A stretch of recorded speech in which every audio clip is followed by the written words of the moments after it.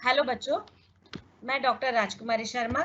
जैसे कि मैंने आपको 3 दिन से हम लगातार जुड़े हुए हैं, आज तीसरा दिन है और जिस विषय पर हम बात कर रहे हैं हिंदी भाषा और संप्रेषण, उसके बारे में मैंने आपको विस्तृत रूप से जानकारी देने की कोशिश की है क्योंकि हमारी जो क्लासेस हुई थी, आपकी जिस भी मैम ने क्लास ली है उन्होंने हिंदी भाषा और संप्रेषण के बारे में बातचीत की थी आप लोगों से। 2 इकाई उसकी पूर्ण करवा दी थी उस टाइम पीरियड पे। फिर हमें इस महामारी के कारण आपको ऑनलाइन क्लासेस प्रोवाइड कर रहे हैं, जिसमें मैं आपको तीसरी इकाई से मैंने आपके साथ अपने विचार और विषय को साझा किया था और उसमें मैंने आप लोगों को बताया कि हिंदी भाषा और संप्रेषण कि किस तरह से हम संप्रेषण की गतिविधि को, अभिव्यक्ति को अपने भावों और विचारों के अनुसार अभिव्यक्त कर सकते हैं। इसमें मैंने आपको इसके महत्व, प्रकार, सिद्धांत के बारे में चर्चा की थी। कुछ आपके प्रश्नों का भी मैंने जवाब देने की कोशिश की है, पर बेटा आप जो भी प्रश्न लिखते हैं उस प्रश्न में आप मूल रूप से उसके प्रश्न को समझकर आप लिखिए कि आप क्या पूछना चाह रहे हैं। मैंने 2-3 प्रश्नों को लगातार देखा। मैंने वॉइस ओवर के बारे में भी आप लोगों को बताया था कि एक प्रकार का एक साइड मतलब है जो नहीं दिखाई देता है, वो अपनी आवाज को अभिव्यक्त करता हुआ दिखाई देता है किसी और माध्यम से, है ना? कि जैसे सामने वाला अभिनेता बात कर रहा है तो वो उसको उस प्रकार की भाषा का ज्ञान नहीं है, तो अन्य व्यक्ति जो पर्दे के पीछे है वो उसकी आवाज को दे रहा है। जैसे कि मैंने आपको उदाहरण भी बताया था वॉइस ओवर का कि आपने फिल्म देखी होगी साहो और बाहुबली भी देखी होगी। दोनों का उदाहरण मैं यहाँ पर प्रस्तुत कर रही हूँ कि बाहुबली में जो आपने आवाज सुनी वो एकदम सटीक रूप दिखाई दे रहा है उसका, यानी वो उसके अनुकूल दिखाई दे रहा है। पर हमने देखा कि जैसे आप साहो मूवी में देख रहे हैं उसमें उतनी अच्छी तरह से अभिव्यक्ति आवाज की नहीं हुई है। तो फिल्म का जो पूरा रूप स्वरूप है वो संवादों पर ही महत्व रखता है, संवादों पर ही निर्भर करता है। अगर वो संवाद ही कर्कश रूप में नहीं हो या फिर जिस तरह के भाव आप उत्पन्न कर रहे हो उसके साथ मेल नहीं खाते हो तो दिक्कत या समस्या का उत्पन्न होना जायज है।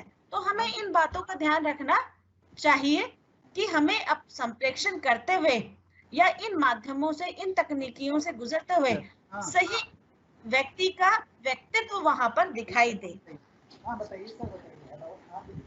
हिंदी भाषा और संप्रेषण, आज मैं इसके अंतिम रूप की यहाँ पर चर्चा करूंगी, जिसमें मैंने आपको कल बताया था कि किस तरह से मौखिक और लिखित संप्रेषण होता है।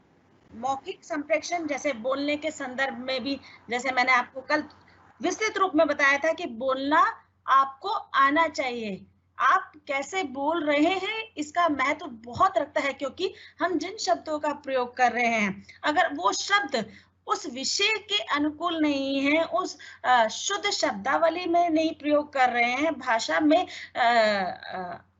अभद्रता का प्रयोग कर रहे हैं, अपशब्दों का प्रयोग कर रहे हैं, तो वो शब्द उतने वांछनीय नहीं है। तो संप्रेषण का, बोलने का हमारे जीवन में बहुत महत्व रखता है। इसके मैंने विभिन्न रूपों के बारे में चर्चा की थी।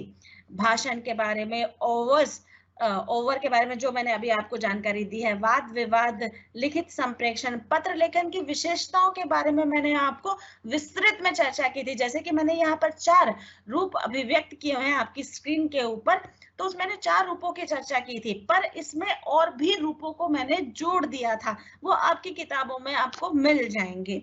बस मूलतः मैंने 4 यहाँ पर जोड़े थे। फिर मैंने अनुच्छेद लेखन के बारे में बताया था, पल्लवन के बारे में बताया था, संक्षेपण के बारे में बताया था।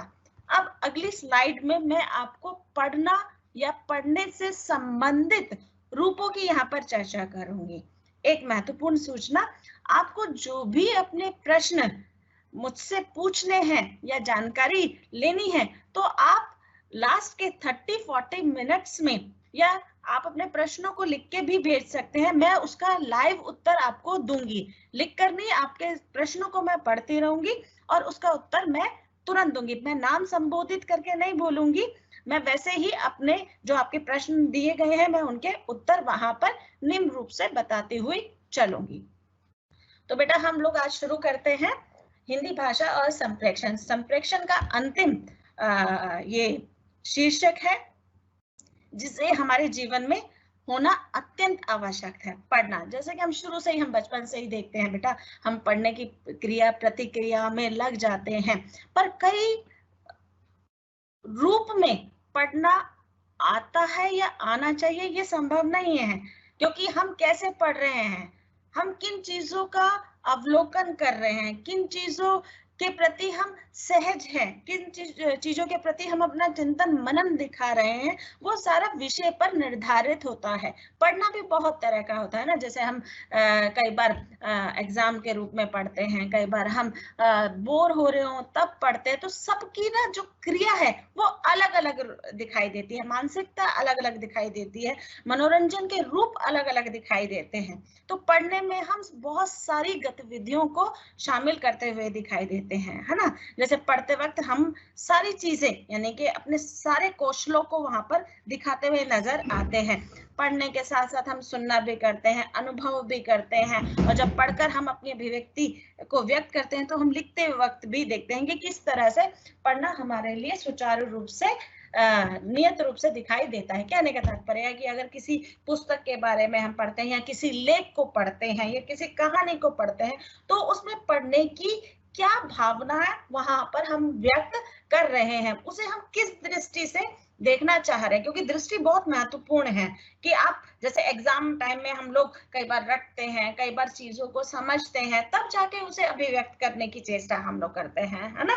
कई बार हम महत्वपूर्ण बिंदुओं को लिख लेते हैं और उसके पूरे आंकलन को समझने का प्रयास भी करते हुए दिखाई देते हैं, है ना। क्योंकि पढ़ने का यही एक नियत रूप है, एक नियम रूप है, और यही हमें बचपन से सिखाया भी गया है कि पढ़ना कैसे है। जैसे कि पढ़ना एक प्रक्रिया है, पढ़ने की वास्तविक क्रिया या प्रकृति इस प्रकार से है कि हम विद्वानों के मता अनुसार, कहे अनुसार, हम अलग अलग रूपों को अलग अलग दृष्टि से देखते हुए नजर आते हैं। क्योंकि आप जानते हैं पढ़ना आसान क्रिया तो नहीं है, पढ़ना बहुत जटिल क्रिया है, और उसे समझने की जो रूप है वो उससे भी ज्यादा महत्वपूर्ण रखता है। क्योंकि एक बार चीजों को समझ जाएं उतना संभव नहीं होता है जब तक हम एक विषय को, यानी कि जैसे हमने कहानी पढ़ी, कहानी में हमने पूरी कहानी पढ़ ली और हमें ना ही पात्रों के बारे में समझ में आ रहा, ना ही उस समस्या के बारे में समझ में आ रहा, ना ही हम को रिलेट कर पा रहे हैं कि किसको कहाँ जोड़े, किसी को कहाँ मतलब उसका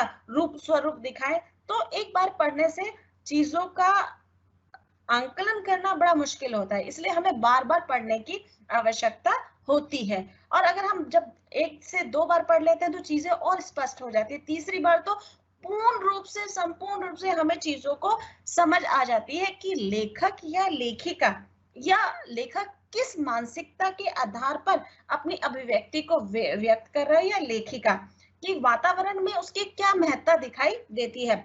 जो भी कहानी, कविता, नाटक लिखे गए हैं साहित्य में, उनका कुछ ना कुछ महत्व हमारे जीवन से जुड़ा हुआ है, कुछ ना कुछ उद्देश्य जरूर होता है, हमें कुछ ना कुछ सीख जरूर देते हुए दिखाई देते हैं। तो पढ़ना इस रूप में भी बहुत जरूरी है। कल मैंने भी बात की थी कि चिंतन और मनन करना बहुत जरूरी है। जब आप किसी चीज को पढ़ते हैं तो उसका चिंतन करना आवश्यक है, चिंतन के बाद मनन करना आवश्यक है कि हम चिंतन कर लिया कि इसमें किन किन गंभीरताओं को दिखाया गया है, किन किन समस्याओं को दिखाया गया है, किन किन विषम परिस्थितियों को दिखाया गया है, और किस वातावरण के अनुकूल लिखा गया है।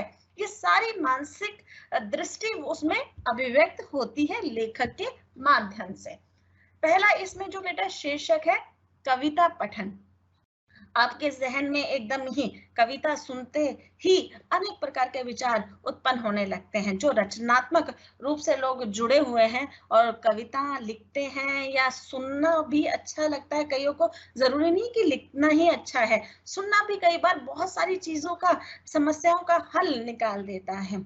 मुझे भी कविता सुनना बहुत ज्यादा पसंद है। कविता को बहुत ही रसास्वाद से सुनना चाहिए, पढ़ना चाहिए, क्योंकि कविता सबसे आसान होती है और कविता का लिखना, उसमें जो जो अभिव्यक्ति छिपी हुई है उसको पहचानने के लिए हमारे विद्वानों ने, हमारे लेखक लेखिकाओं ने उनके अनेक बिंदुओं के द्वारा हमें ये समझाने का प्रयास किया है। जैसे कि कविता का उद्भव और विकास की हम बात करें तो भारतेंदु काल में गद्य और पद्य दो विधाओं का रूप स्वरूप रखा गया। गद्य से हमारा तात्पर्य है कि जैसे आपका कहानी हो गया, नाटक हो गया, जैसे अगला टॉपिक आपका नाटक ही है तो उसके संदर्भ में मैं बताऊंगी कि कहानी, नाटक, एकांकी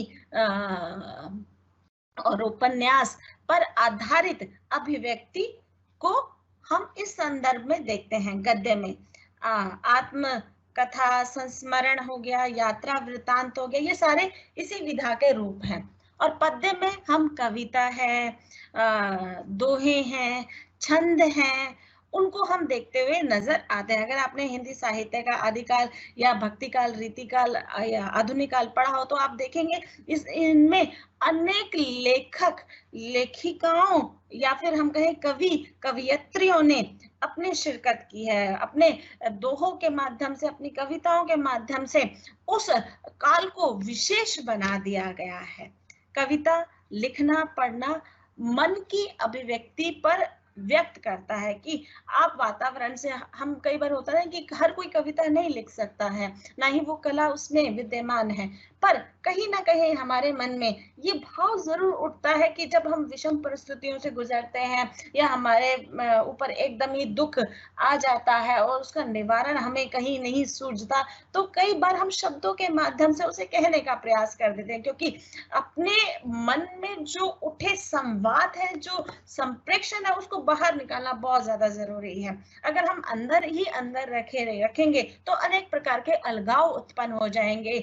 अलगाव से हमारा तात्पर्य है कि अनेक प्रकार की हमें द्वंद्वों से गुजरना पड़ेगा। द्वंद्व भी दो प्रकार के होते हैं, बाहरी और आंतरिक द्वंद्व। जैसे कि मैंने वैयक्तिक आपको बताया था और एकलाप बताया था, ये वही द्वंद्व है जो हम अंदर ही अंदर देखते हैं, जूझते हैं और इसे बाहर निकालने का प्रयास भी हम करते हैं। कई बार वो जब नहीं निकल पाते हैं तो कुंठा उत्पन्न हो जाती है और कुंठा के साथ साथ अवसाद उत्पन्न होता है। अवसाद से अर्थहीनता उत्पन्न होती है, यानी कि एक के बाद एक क्रम उससे जुड़ता चला जाता है, क्योंकि हमारा जीवन का क्रम भी क्रमबद्ध रूप से है। और इसी तरह हम जितने भी ये पढ़ रहे हैं संप्रेषण के माध्यम से, साहित्य की या अनेक विधाओं के माध्यम से हम पढ़ते हैं, तो हम देखते हैं कि उसमें क्रमबद्धता का आधार होना अत्यंत आवश्यक है। क्रमबद्ध नहीं हुआ तो बिखराव की स्थिति उत्पन्न हो जाएगी और बिखराव हुआ तो खंडन अपने आप हो जाएगा, उसमें करने की आवश्यकता नहीं है, वो अपने आप उत्पन्न हो जाएगा।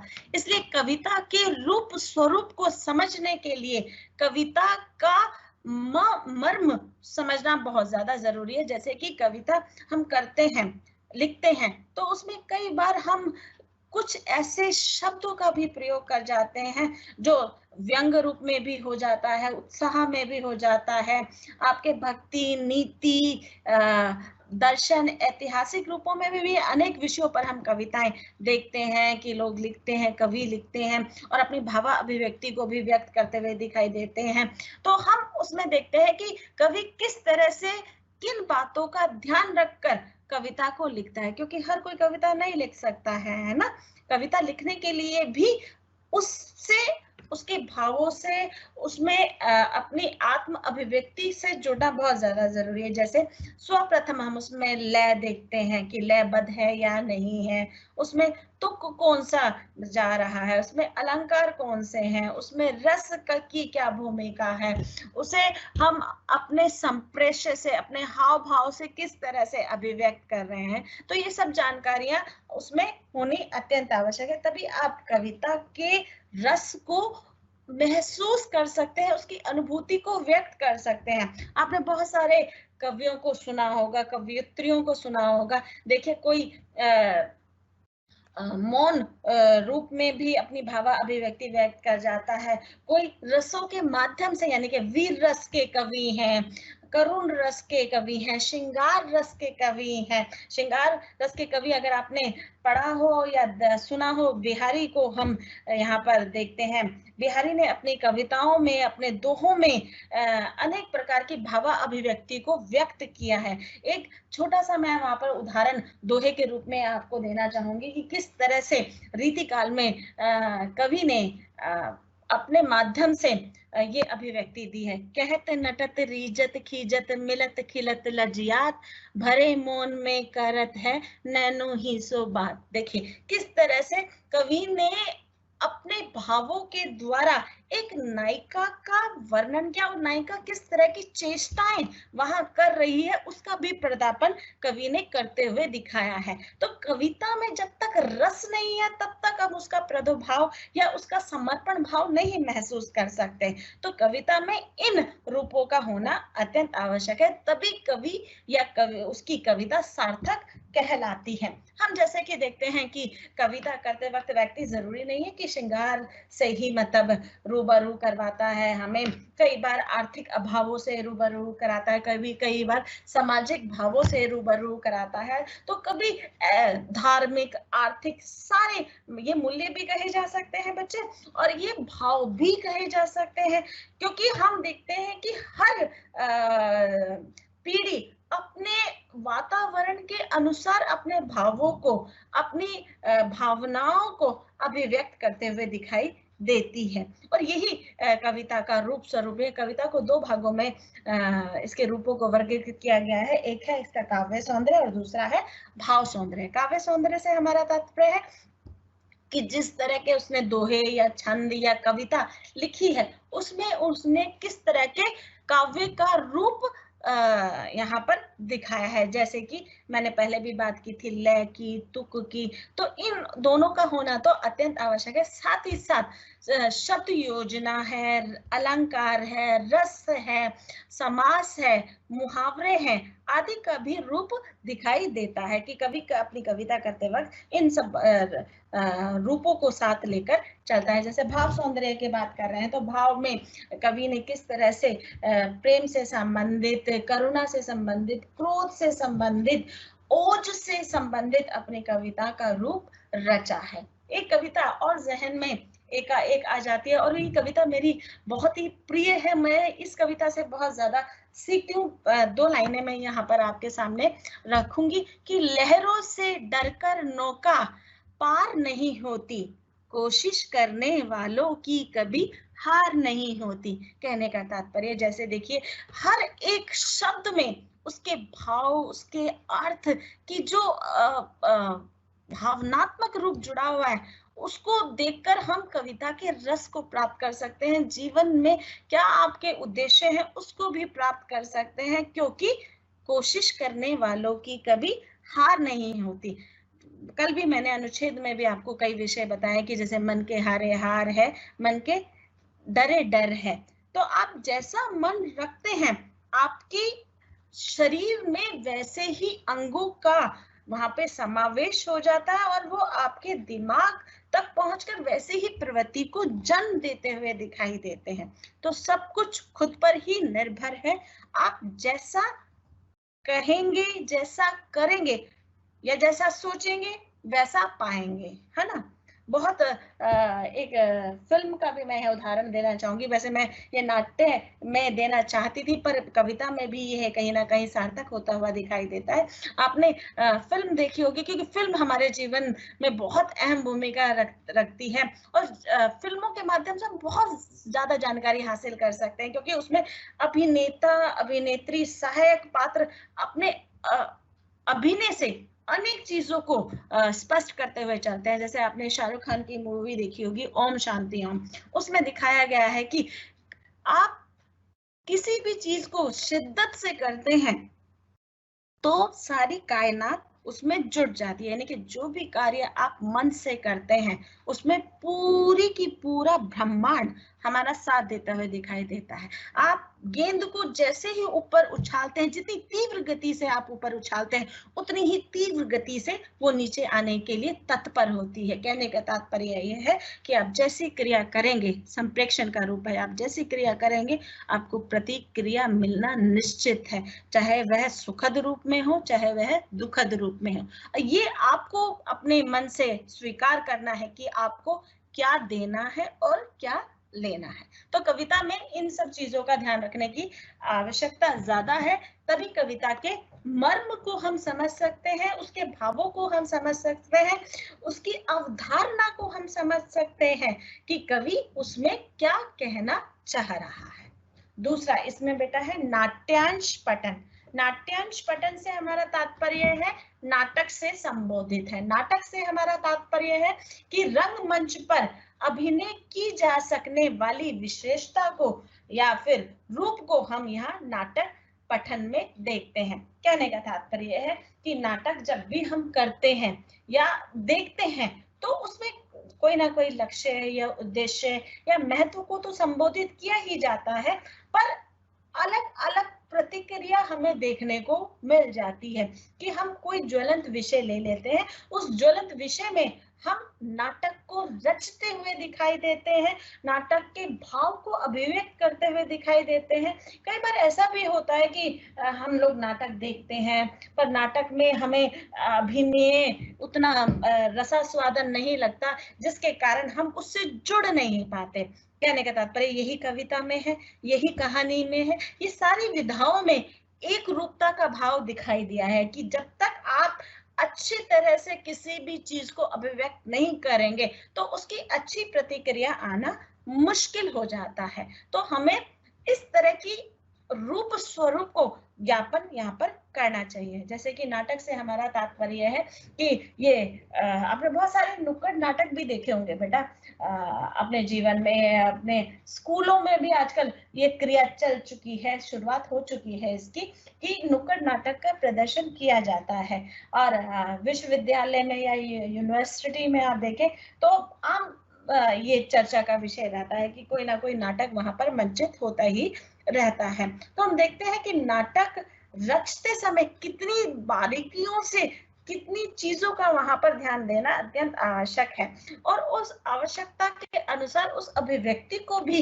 व्यक्त करना बहुत ज्यादा मुश्किल कार्य है, क्योंकि हम इस तरह की अभिव्यक्ति वहां पर दे रहे हैं कि सामने वाला समझ सके। अगर सामने वाला उसे समझने में असमर्थ है तो हमारा सारा सतत प्रयास विफल जाता है, और विफलता जिंदगी में बहुत कुछ सिखाती है, अनुभव देती है, पर सफलता उसमें मिल जाए तो उसका आंकलन ही नहीं लगाया जा सकता कि हृदय में कितनी उसमें एक आनंद की, एक रस की प्राप्ति होती है। तो कुछ भी करने से पहले उसकी रूपरेखा, उसकी क्रिया, उसकी प्रतिक्रिया का ध्यान रखना अत्यंत आवश्यक है, तभी वो नाटक सफल नाटक में माना जा सकता है। जैसे कि हम जानते हैं, मैं नाटक के यहाँ पर 7 तत्वों के बारे में बताऊंगी कि कौन कौन से नाटक के तत्व हैं, क्योंकि हम देखते हैं कि समीक्षा आपको तो नहीं आएगा बेटा, पर जानना अत्यंत आवश्यक है, क्योंकि हम नाटक की बात कर रहे हैं, नाट्यांश की बात कर रहे हैं,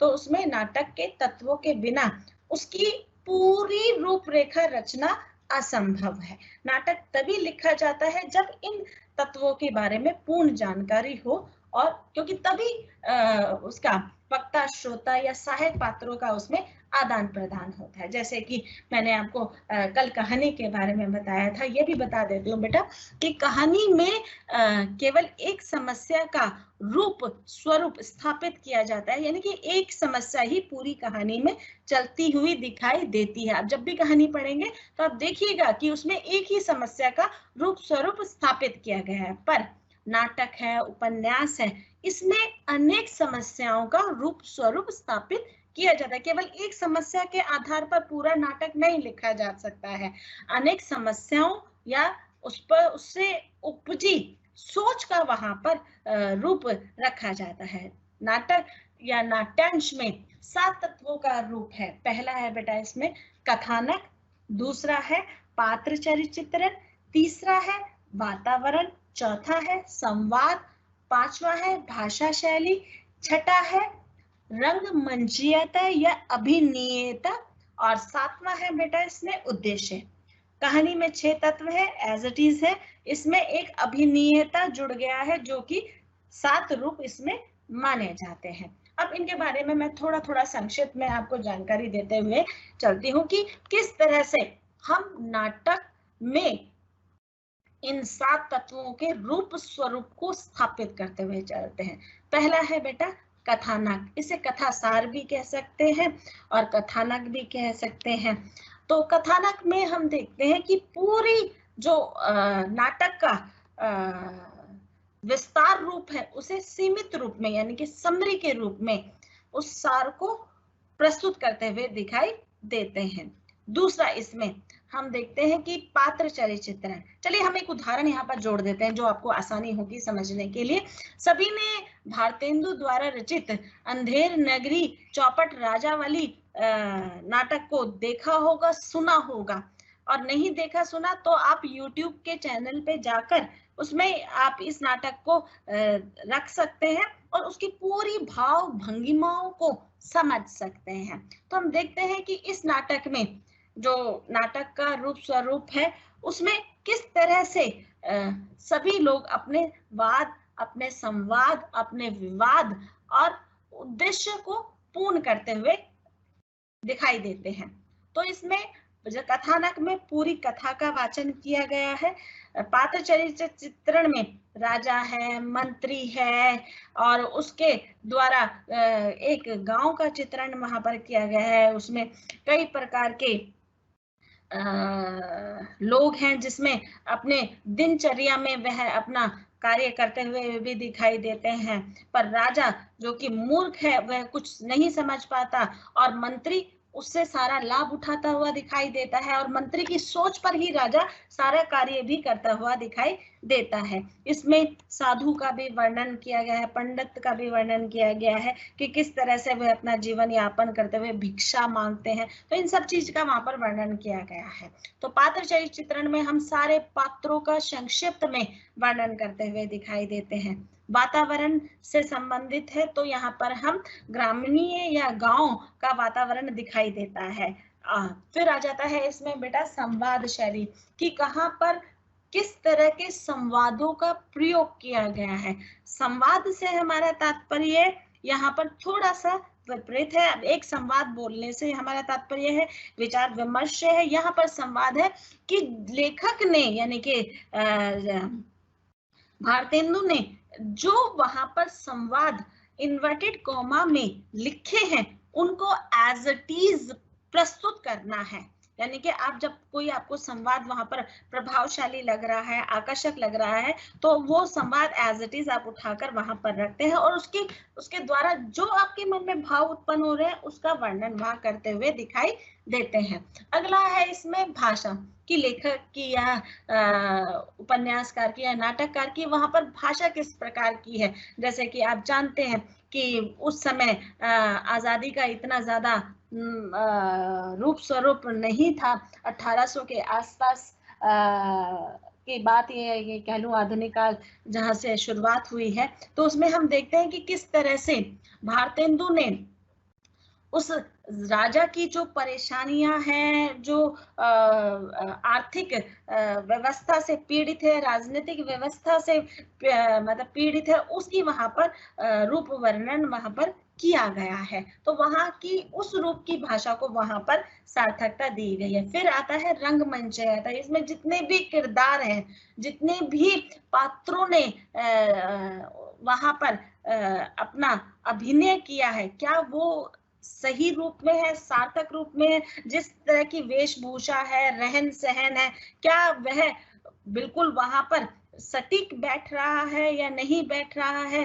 और हम जब इसे मंचित करते हैं तो मंचन में भी हम बहुत सारे रूप स्वरूपों को देखते हैं कि संवाद किस तरह से प्रयुक्त किया जा रहा है और सामने वाले की प्रतिक्रिया किस तरह से आ रही है, वह दर्शकों के मन में भावों को उत्पन्न कर पा रहा है, नहीं कर पा रहा, इस तरह के रूप स्वरूपों को हम देखते हैं। और अंत में उद्देश्य कि इस नाटक का उद्देश्य क्या है, ये किस रूप में और क्यों रचा गया है। अगर कोई भी नाटक, कविता या कहानी बिना उद्देश्य के नहीं रची जाती है, अगर नहीं रची जाती है तो वो उद्देश्यहीन हो जाती है। इसलिए उद्देश्य के तहत ही किसी रूप स्वरूप को रखा जा सकता है। तो ये हमारा नाट्य पठन में बताया गया कि किस तरह से आप उद्देश्य के द्वारा अपनी सूचना और समाज से जुड़े हुए हर पहलू को वहां पर दिखाने का प्रयास करते हैं। हर तरह के लोगों को वहां पर दिखाने का प्रयास करते हैं, चाहे वह बचपन का रूप हो, युवा वर्ग हो, आयु वृद्ध रूप हो, सब रूपों का यहाँ पर देखते हैं। और ये जब हम मंचन करते हैं तो उसमें वो जरूरी नहीं है, क्योंकि मंचन करने में सिर्फ मंचित हो रहा है नाटक, और मंचित होते हुए नाटक को देखने के लिए किसी भी नियम का वहां पर लागू नहीं किया गया कि ये बच्चे ही देख सकते हैं, ये बूढ़े ही देख सकते हैं, ये युवा ही देख सकते हैं। हर तरह की पीढ़ी उसका रसास्वादन ले सकती है। अब जैसे कि हम बात कर रहे हैं समाचार वाचन, अगला विषय जो हमारा है समाचार। आप देखते हैं कि इस भाग दौड़ वाली जिंदगी में समाचार का भी अपना एक अलग महत्व है। अगर आप समाज में रह रहे हैं तो समाज में रहते हुए आपको अनेक गतिविधियों से गुजरना होता है। कई बार हम लोग समाचार या अखबार नहीं पढ़ते तो हमारा ज्ञान उतना विस्तृत नहीं होता, पर जब हम अपने ज्ञान को विस्तृत करने के लिए इन चीजों का सहारा लेते हैं तो हमारे ज्ञान में एक प्रकार से वृद्धि का रूप स्वरूप शामिल होता हुआ दिखाई देता है। जैसे कि समाचार आप देखते हैं कि आप रेडियो में सुनते भी हैं और टीवी पर यानी कि श्रव्य रूप में भी आप उसे सुनते हैं और दृश्य रूप में आप उसे देखते हुए नजर आते हैं। दृश्य रूप की के अलग रूप है। दृश्य में जो चीजें हम देखते हैं उसका प्रभाव हमारे जीवन में शारीरिक रूप से और मानसिक रूप से, दोनों रूपों से पड़ता हुआ दिखाई देता है। यही समाचार की महत्ता भी है, क्योंकि समाचार में हम अनेक जानकारियों से रूबरू होते हैं, जैसे खेल है, व्यापार है, फिल्मी जगत है और अपना ज्ञान विज्ञान है, अपना संस्कृति है। इन आधारों पर, मनोरंजन के आधार पर हम उसे जुड़ते हुए अपने आप को पाते हैं। तो समाचार से हमारे देश विदेश के हमें सूचनाओं का भी जो आदान प्रदान होता है वो बहुत ही सटीक होता है और हमारे लिए जानना भी अत्यंत आवश्यक है, क्योंकि हम इस देश में रह रहे हैं और देश में रहकर भी हम देश के सामाजिक, आर्थिक, सामाजिक, राजनीतिक और सांस्कृतिक, धार्मिक रूपों को नहीं देखते हैं। तो ये हमारी संकुचित एक तरह से मैं सोच ही कहूंगी, क्योंकि हमें अपने ज्ञान को बढ़ाना है, अपने ज्ञान की वृद्धि करनी है, तो हमें उसे देखना अत्यंत आवश्यक है। हमें सूचनाओं का जानना अत्यंत आवश्यक है और उस पर चिंतन मनन भी करना आवश्यक है, क्योंकि हम इसी देश के वासी हैं। और अगर भारतीय में किसी भी तरह की कोई उथल पुथल हो रही है समाज में, तो हमें उसमें सोचना विचारना तो अत्यंत आवश्यक है। अगर हम कुछ करने की दृष्टिकोण रखते हैं तो उसमें और भी अच्छी बात है, पर अगर जब हम उस रूप में भी क्रिया नहीं कर पा रहे हैं तो हम अपने स्तर पर वो क्रिया कर सकते हैं। तो समाचारों का हमारे जीवन में बहुत महत्वपूर्ण रोल है और इससे हमारे ज्ञान का विकास होता है। जैसे कि आप देख रहे हैं, आज का उदाहरण लेना चाहूंगी मैं कि आप देश विदेश देखिए किस तरह से महामारी से जूझता हुआ दिखाई दे रहा है।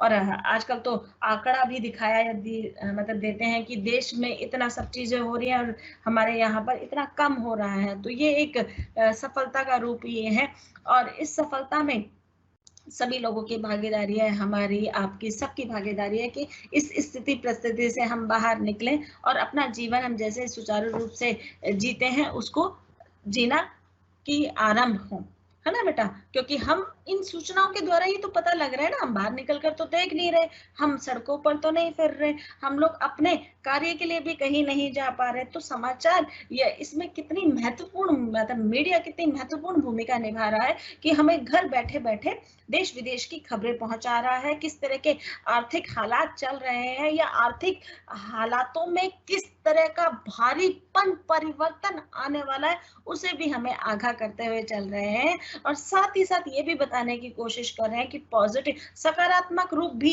देने की कोशिश कर रहे हैं। नकारात्मक रूप से हमारा तात्पर्य यहाँ पर ये नहीं है जो घट रहा है उससे हमारा मानसिक जो दोहन हो रहा है वो तो थोड़ा सा पीड़ित वाला है ही, पर हम इन चीजों से बहुत चीजें समझ रहे हैं। तो कहने का तात्पर्य यही है पूरे मूल का कि हम जब समाचार देखते हैं, पढ़ते हैं तो उससे हमारे मन में किस तरह के संचार, किस तरह का संप्रेषण उत्पन्न होता है, हमारे ज्ञान का विकास होता भी है या नहीं होता है।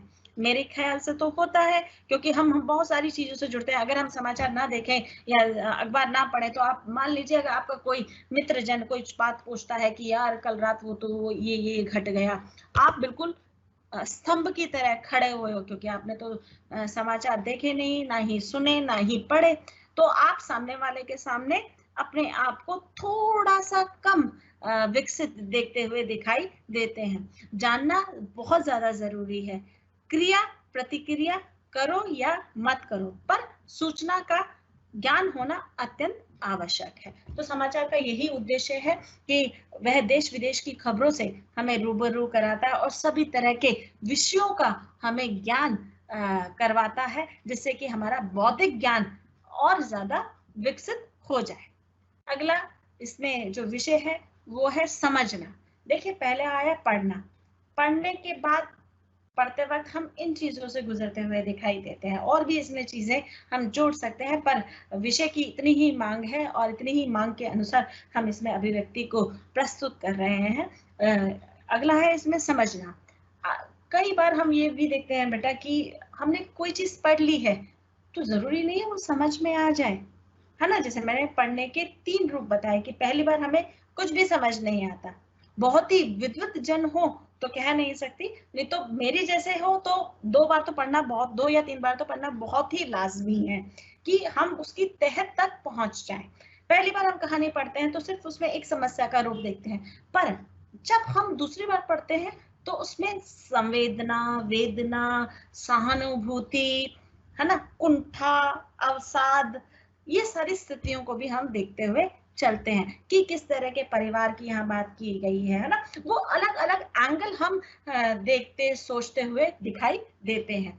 तो जब हम पढ़ते हैं तुरंत एक बार ये सब सारे भाव हमारे मन में उत्पन्न नहीं होते, पर हम जब दूसरी बार पढ़ते हैं तो हम चीजों को गंभीरता से, चिंतन से, मनन से समझने की चेष्टा करते हैं, और तीसरी बार तो सब कुछ स्पष्ट हो जाता है कि उससे भी ज्यादा जो लेखक या लेखिका कहने जा रहा है उससे बेहतर जो पढ़ रहा है वो उसे अभिव्यक्त कर पाता है, क्योंकि जब हम लिखते वक्त इतनी सब चीजों का ध्यान नहीं रखते, जबकि हम पढ़ते वक्त बहुत सारी चीजों को देख लेते हैं, है ना बेटा। तो इसमें पहला है समझना। समझना बहुत जरूरी है। जैसे मैं बता भी रही थी कि पढ़े लिखे व्यक्ति को भी ये नहीं पता है कि कहाँ क्यों और कैसे बोलना है ना। जब आपको यही नहीं पता तो आप सामने अपने जो भी मित्रजन है, प्रियजन है, उसको आप आघात भी पहुंचा सकते हैं, उसे खुशी भी दे सकते हैं, दोनों आपके हाथ में है। तो हमें समझना होगा कि कहाँ पर क्या और कैसे अपने शब्दों का आदान प्रदान करना है। संप्रेषण का भी यही माध्यम है कि आप हर जगह हर तरह की बातें नहीं कर सकते, है ना बेटा।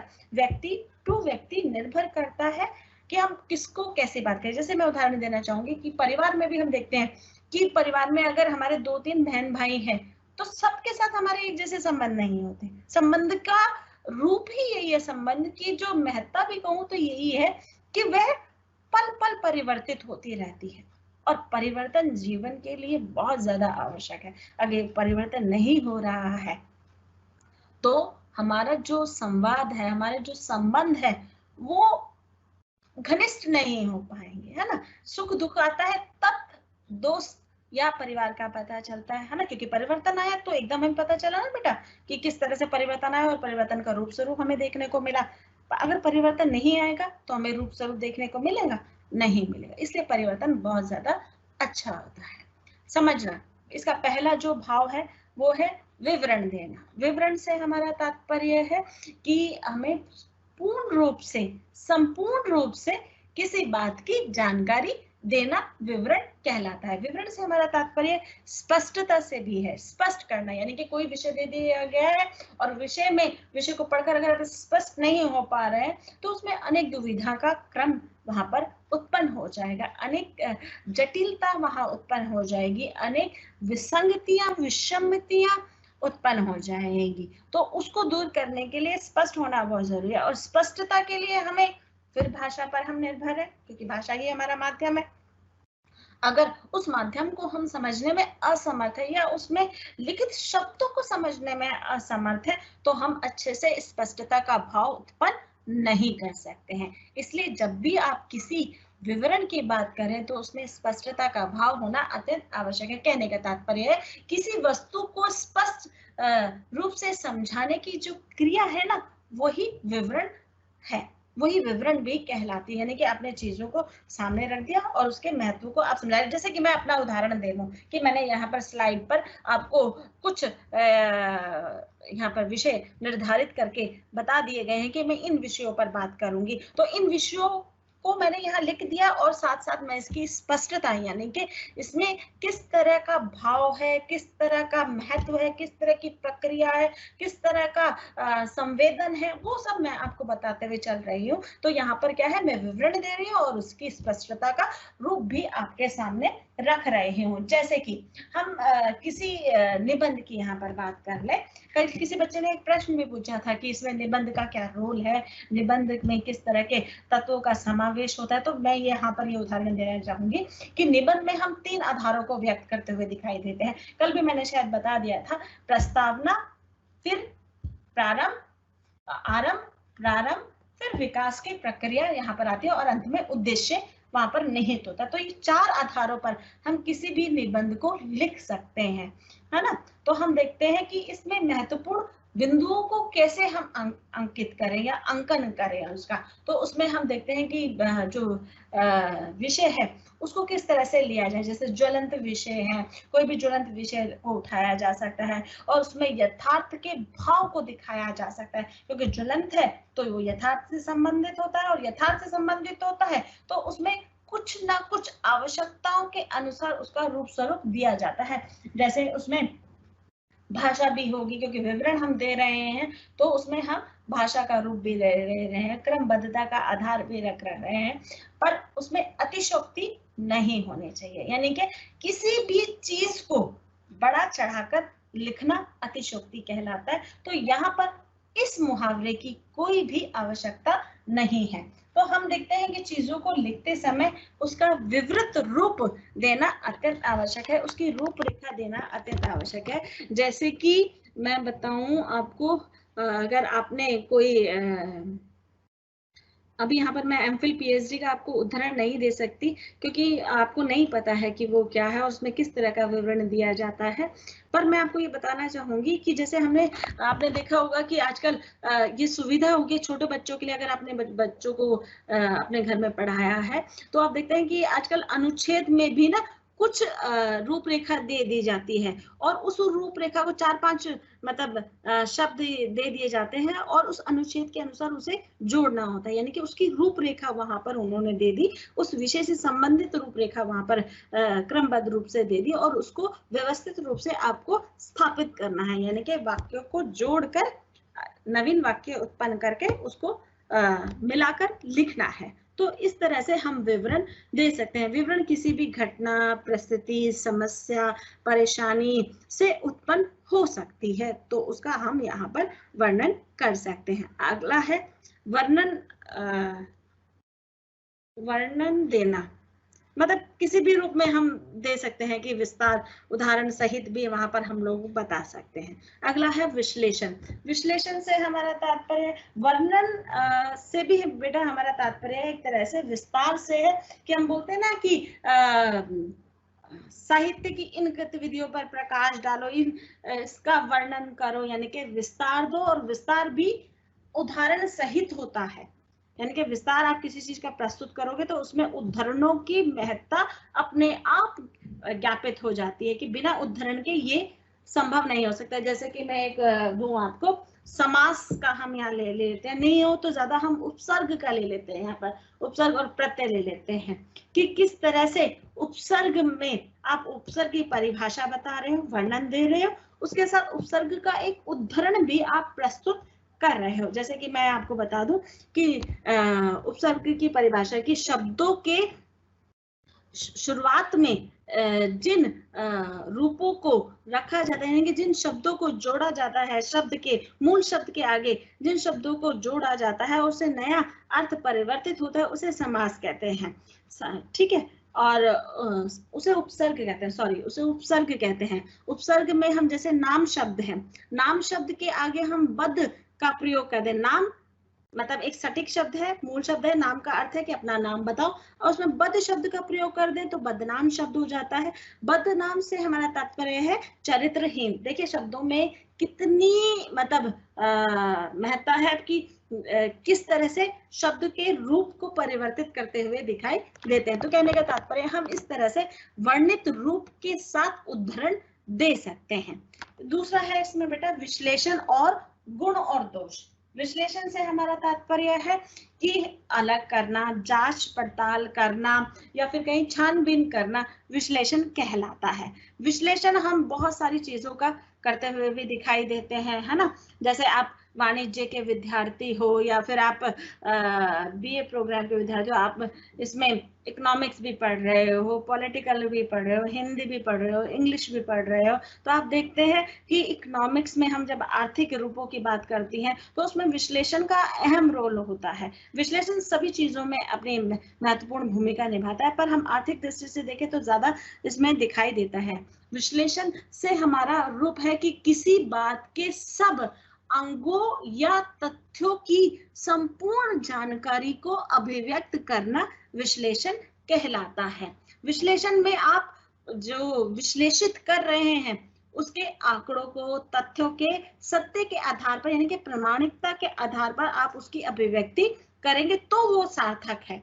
जैसे कि मैंने अभी बताया कि एमफिल पीएचडी की मैं आपको बात बताने जा रही थी कि जब एमफिल पीएचडी करते हैं हम लोग तो उसमें हम देखते हैं कि किस तरह से हमने जो विषय लिया है उसकी गुणवत्ता और उसके रूप में हम जो भी प्रस्तुत करने जा रहे हैं यानी कि जिस तरह का भाव देने जा रहे हैं तो हम नीचे उसके संदेश या उसके आंकड़ों को भी वहां पर विश्लेषित करते हुए दिखाई देते कि संपूर्ण उद्धरण हमने इस किताब से उठाया है, पेज नंबर इतना है और उसका लेखक ये है। तो हम सारी जानकारी वहां पर देते हैं, उसके बाद हम अपनी भावा अभिव्यक्ति या अपनी विचारा अभिव्यक्ति को वहां पर व्यक्त करते हुए दिखाई देते हैं। यहाँ पर जैसे हम कुछ पाठ्य पुस्तकों के बारे में बात कर ले, लेखा जोखा के बारे में बात कर लें या फिर एकत्रित प्रतिरूपों के बारे में बात कर ले या साहित्य के विस्तृत आकार का विश्लेषण हम लोग कर लें तो अनेक आधारों पर हम विश्लेषण की प्रक्रिया से गुजरते हुए दिखाई देते हैं और विश्लेषण करते हुए उनके रूपों को समझते हैं। विश्लेषण में गुण का भी अपना महत्व है और दोष का भी अपना महत्व है। जब हम किसी चीज को विश्लेषित करेंगे तब उसके गुण और उसके महत्व के आधार को आकार दे पाएंगे। तो विश्लेषण में आप संक्षिप्त रूप में यही जानिए कि विश्लेषण का अर्थ है कि किसी भी विषय की जांच पड़ताल कर उसकी अभिव्यक्ति सत्य, तथ्य और आंकड़ों के द्वारा निर्मित की गई हो उसे हम विश्लेषण कहते हैं। अगला विषय है बेटा हमारा व्याख्या की विशेषता। व्याख्या की विशेषता से हमारा तात्पर्य आपने कहानी में, उपन्यास में बहुत सारी व्याख्या की होगी गद्य पद्य के आधार पर। गद्य पद्य मैंने आपको कविता में जब शुरू करवाया था तभी मैंने आपको थोड़ा सा उसका रूप स्वरूप बता दिया था। अब मूल रूप से हम गद्य की ही बात करेंगे। गद्य से हमारा तात्पर्य कहानी, उपन्यास, नाटक, एकांकी के आधार पर किसी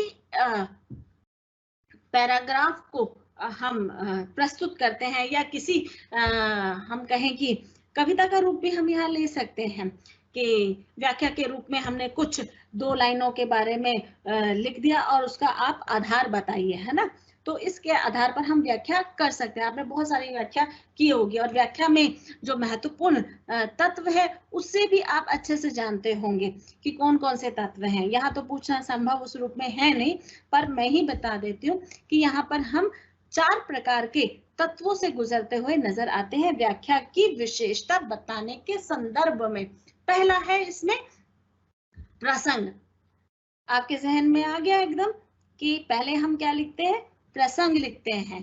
प्रसंग में हम रचना और रचनाकार का नाम लिखते हैं। है ना, क्योंकि हम लोग कई बार क्या करते हैं कि जब हम विस्तृत वाक्य लिखते हैं तो उसमें कहीं ना कहीं त्रुटि उत्पन्न हो जाती है, और त्रुटि उत्पन्न होने से कई प्रकार के भ्रम उत्पन्न हो जाते हैं, और वाक्य में जो वाक्य का संगठन आप करने जा रहे हैं, वाक्य की महत्ता आप जो बताने जा रहे हैं, उसमें थोड़ी सी कमी आ जाती है, जो आप कहना चाह रहे हैं शायद वो नहीं कह पाते। इसलिए मैंने कल भी बताया था कि जब भी आप किसी चीज को अभिव्यक्त करें तो मूलतः आप उसके छोटे वाक्य में उसे निहित करके अपनी बात को व्यक्त कर पाए। अगर आप संभाल सकते हैं वाक्यों के बड़े रूप को तो आप जरूर उसमें अर्पण कीजिए, उसे समर्पित कीजिए। पर आप अगर नहीं संभाल सकते हैं तो मैं आपको यही कहना चाहूंगी कि आप वाक्यों का जो रूप है, आकार है, उसे छोटा रखिए, तभी उसमें उसकी महत्ता को एक नया आयाम मिल सकता है। जैसे कि मैं उदाहरण यहाँ पर रख रही हूँ,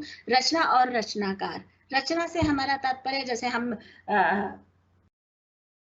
प्रेमचंद की कोई मतलब कहानी उठा लेते हैं या उपन्यास उठा लेते हैं, आज उपन्यास की बात करते हैं, है ना। नर्मला उपन्यास आप लोगों ने पता नहीं सुना है, नहीं सुना, या फिर गोदान की हम बात कर लें कि इसमें रचनाकार कौन है बेटा? रचना का क्या नाम है? गोदान, और रचनाकार कौन है?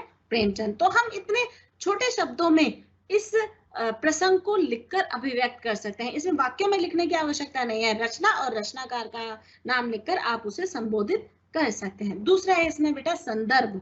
संदर्भ से हमारा तात्पर्य है कि जो ये व्याख्या दी गई है, ये व्याख्या कहाँ से, एक तो उद्धृत है हमने बता ही दिया, साथ ही इस व्याख्या में कवि या लेखक क्या कहना चाह रहा है।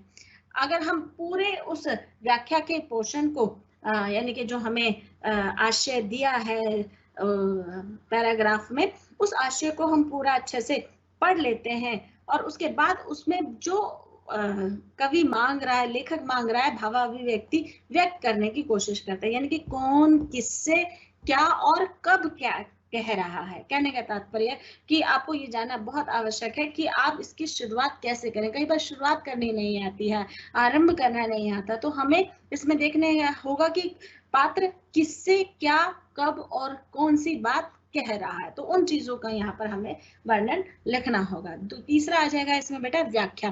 व्याख्या में हम भावार्थ का रूप स्पष्ट करते हैं। भावार्थ यानी कि जो पैराग्राफ दिया गया है उसमें कवि क्या कहना चाह रहा है, सीमित शब्दों में अपनी बात कहते हैं। कई बार अगर ये व्याख्या आपकी 10 से 12 नंबरों की हो, अंकों की हो, तो आप इसे विस्तृत भाव दे सकते हैं। पहले आप लेखक का भाव बता सकते हैं, फिर अपना भाव बता सकते हैं कि लेखक ये कहना चाह रहा है और मैं समझ ये रहा हूँ, ठीक है। कि कहते हैं ना कि जैसे आपने कुछ लिख दिया, फिर आपने बता दिया कि मेरे कहने का अर्थ ये है, तो ये कहने का अर्थ पहले लेखक की दृष्टि से हो गया, अब आपकी दृष्टि से होगा, तो इसे ऐसे विस्तृत किया जा सकता है, आपने पढ़ा भी होगा। तो उसमें हम उसका भावार्थ रूप स्पष्ट करते हुए दिखाई देते हैं। फिर आ जाता है बहुत ही महत्वपूर्ण इसमें जो चौथा पॉइंट है विशेषता। हमें विशेषताओं को बहुत अच्छे से प्रादुर्भाव करना है, उसका बहुत अच्छे से विस्तार करना है, तभी उसके रूप स्वरूप का यहाँ पर निदान हो पाएगा। पहला है केंद्रीय भाव। कहने का तात्पर्य है कि आपने पूरी व्याख्या में क्या लिखा, एक उद्देश्य भी कह सकते हैं बेटा इसको ना, पर केंद्रीय भाव कहना उचित है व्याख्या के संदर्भ में। तो हम देखते हैं कि लेखक क्या कह रहा है और वो क्या कहने की कोशिश कर रहा है, तो हम इसे और सीमित शब्दों में, यानी कि एक या दो पंक्ति में या एक या दो लाइनों में हम इसे अभिव्यक्त करके उसका रूप स्वरूप समझा देंगे। फिर इसमें अगला पॉइंट आता है बेटा विशेषता में। पहला तो केंद्रीय भाव आ गया, दूसरा आ गया इसमें भाषा, कि लेखक ने किस तरह की भाषा का रूप स्वरूप यहाँ पर रखा है, कौन सी भाषा का प्रयोग यहाँ पर किया गया है, और भाषा में किस तरह के शब्दों का क्रम यहाँ पर रखा है, कठिन शब्दों का क्रम यहाँ पर रखा है, सरल का रखा है, किस तरह का रखा है, तो वो सारी अभिव्यक्ति हम यहाँ पर व्यक्त करेंगे भाषा के संदर्भ में। फिर इसमें तीसरा आ जाता है छंदबद्ध। छंदबद्ध से हमारा तात्पर्य है, ये भी दो प्रकार के होते हैं बेटा, एक होता है मात्रिक, दूसरा होता है वर्णिक। मात्रिक से हमारा तात्पर्य जो मात्राओं पर आधारित होता है, जैसे कि मैंने आपको कविता के संदर्भ में बताया यहाँ पर, है ना, कि कविता के संदर्भ में हम देखते हैं दोहा है, सौरठा है, चौपाई है है ना, कुंडलियां है, छप्पे है, तो इसमें हम देखते हैं कि मात्राओं का बहुत रूप स्वरूप दिखाई देता है। मात्राओं के आधार पर हम गणना करते हैं, ये भाषा विज्ञान के लिए बहुत जरूरी है। पर यहाँ पर छंदबद्ध के रूप में भी हम कर सकते हैं कि किस तरह से छंदबद्ध कविता का यहाँ पर रूप स्वरूप रखा गया। वर्णों से हमारा तात्पर्य, या वर्णिक से हमारा तात्पर्य है वर्णों से। वर्णों से हमारा तात्पर्य स्वर छंद से है, यहाँ पर कि कितने प्रकार के यहाँ पर वर्ण दिए गए हैं, तो उनका भी हम यहाँ पर रूप स्वरूप रख सकते हैं। अगला है बेटा इसमें अलंकार। जैसे कि मैंने आपको कल भी बताया था कि अलंकार 3 प्रकार के होते हैं।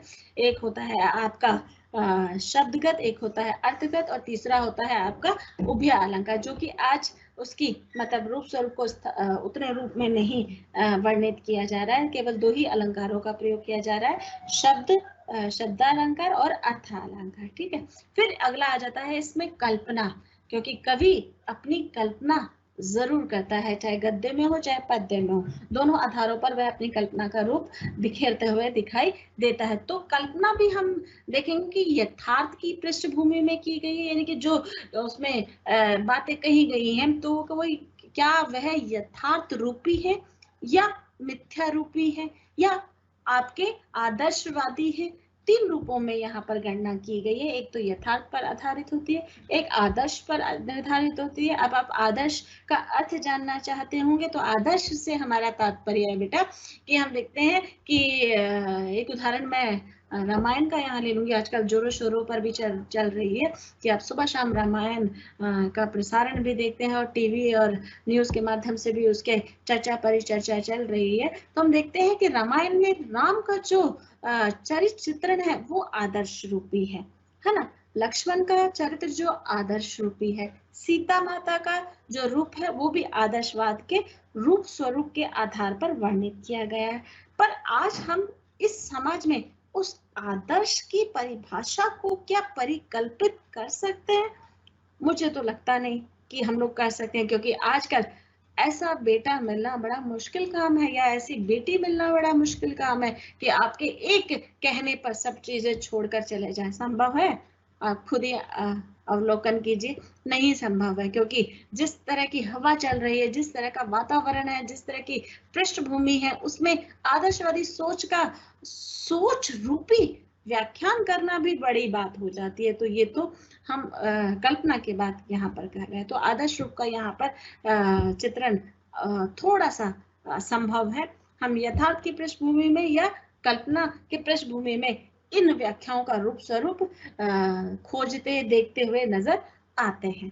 अगला है बेटा इसमें रस। जैसे कि मैंने आपको बताया था कि संचारी भाव 33 प्रकार के होते हैं, और रस हमारे यहाँ पर काव्य शास्त्र में 9 प्रकार के हैं। और भक्ति काल अगर आपने पढ़ा हो या जाना हो तो उसमें 11 प्रकार के रसों की भाव भंगिमा को लिया गया है।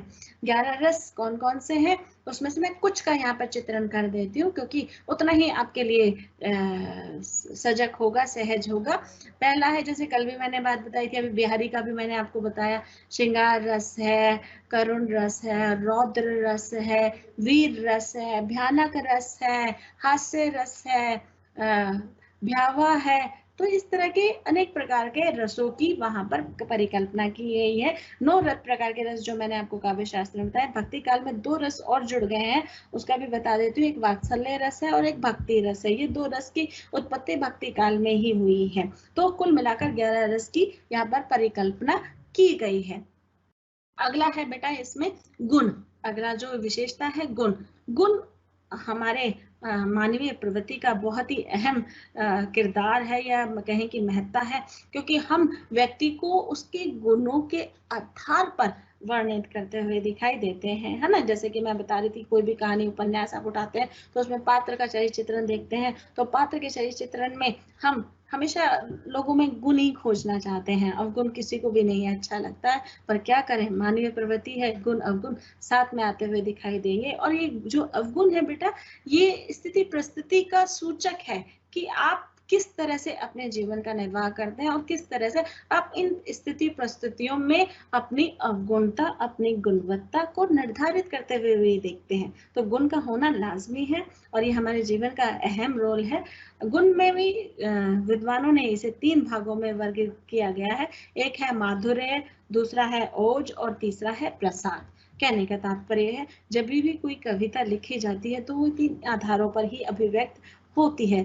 मतलब इन तीनों में से एक आधार उसमें जरूर वर्णित होता है, चाहे वह माधुर्य का कहो, चाहे वह ओज का कहो या प्रसाद का कहो, तो इन तीनों का रूप वहां पर समाहित होता है। अगला और अंतिम व्याख्या का जो तत्व है वो है शक्ति, यानी कि शब्द शक्ति की यहाँ मैं बात कर रही हूँ।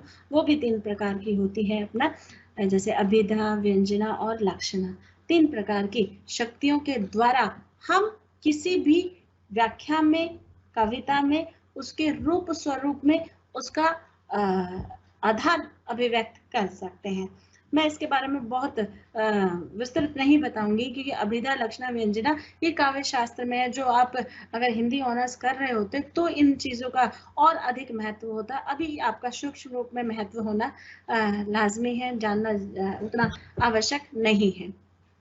तो इस तरह से हिंदी भाषा और संप्रेषण में व्याख्या की इन विशेषताओं के द्वारा, व्याख्या की विशेषता करना बहुत महत्वपूर्ण है। आप देखिए, ये जो मैं ये मानती हूँ, मेरा मानना है, आपका नहीं, मैं अपनी विचारधारा के अनुसार बता रही हूँ कि व्याख्या जो दी जाती है ना, वो आपके अंकों को विस्तृत करने में अहम रोल करती है कि आप व्याख्या के द्वारा वो भाव को समझ पाए, उन प्रश्नों का उत्तर दे पाए, या इस तरह का तत्वों के आधार पर व्याख्या की जाए तो उसमें आपको मार्क्स, आपको अंक अच्छे मिल सकते हैं और इन अंकों के द्वारा ही आप अपनी गतिविधि को आगे बढ़ा सकते हैं।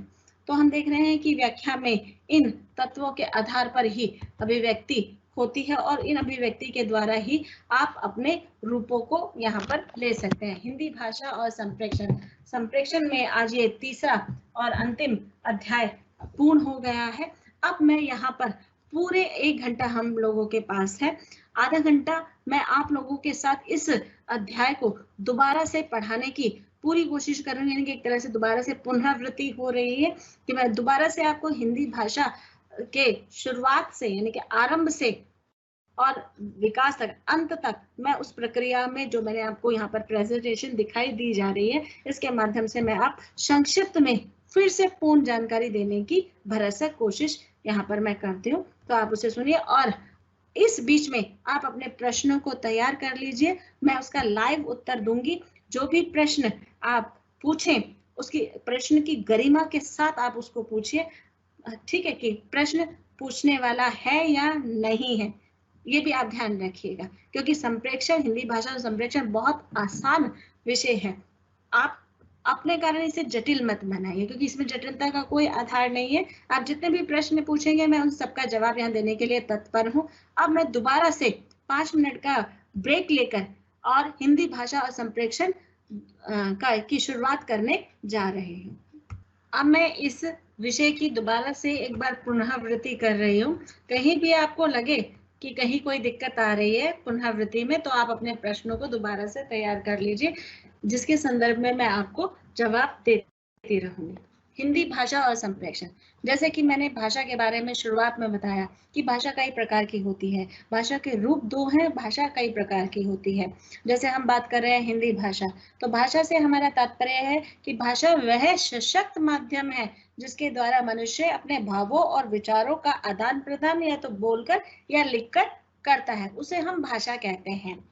संप्रेषण उसमें अहम भूमिका निभाता है, क्योंकि भाषा नहीं होगी तो संप्रेषण का भी कोई अर्थ नहीं होगा। हम सांकेतिक रूप से उतनी बातों को नहीं समझ पाएंगे। मैंने भाषा के बहुत सारे रूप यहाँ पे, हमारे यहाँ पर भाषा 22 प्रकार की भाषाएं बोली जाती हैं और 343 से लेकर 351 के अनुच्छेदों में भी हिंदी भाषा के विस्तार, विकास और की बात की गई है कि किस तरह से हम इसको विकसित कर सकते हैं। उसमें मैंने आप लोगों को बताया था पहली क्लास में कि राजभाषा, राष्ट्रभाषा, संपर्क भाषा, मानक भाषा, स्वभाषा, इन भाषाओं के बारे में मैंने आपको तो संक्षिप्त में जानकारी दी थी, क्योंकि आपकी क्लासों में ये सब हो चुका होगा, इसलिए संक्षिप्त में जानकारी मैंने आपको यहाँ पर उपलब्ध कराई थी कि कितनी प्रकार की भाषाओं का यहाँ पर ज्ञान हो सकता है। मूलतः हम भाषा के रूपों की बात कर रहे हैं तो दो है, मौखिक और लिखित, और उसमें संप्रेषण अपनी अहम भूमिका निभाते हुए नजर आता है। संप्रेषण से हमारा तात्पर्य है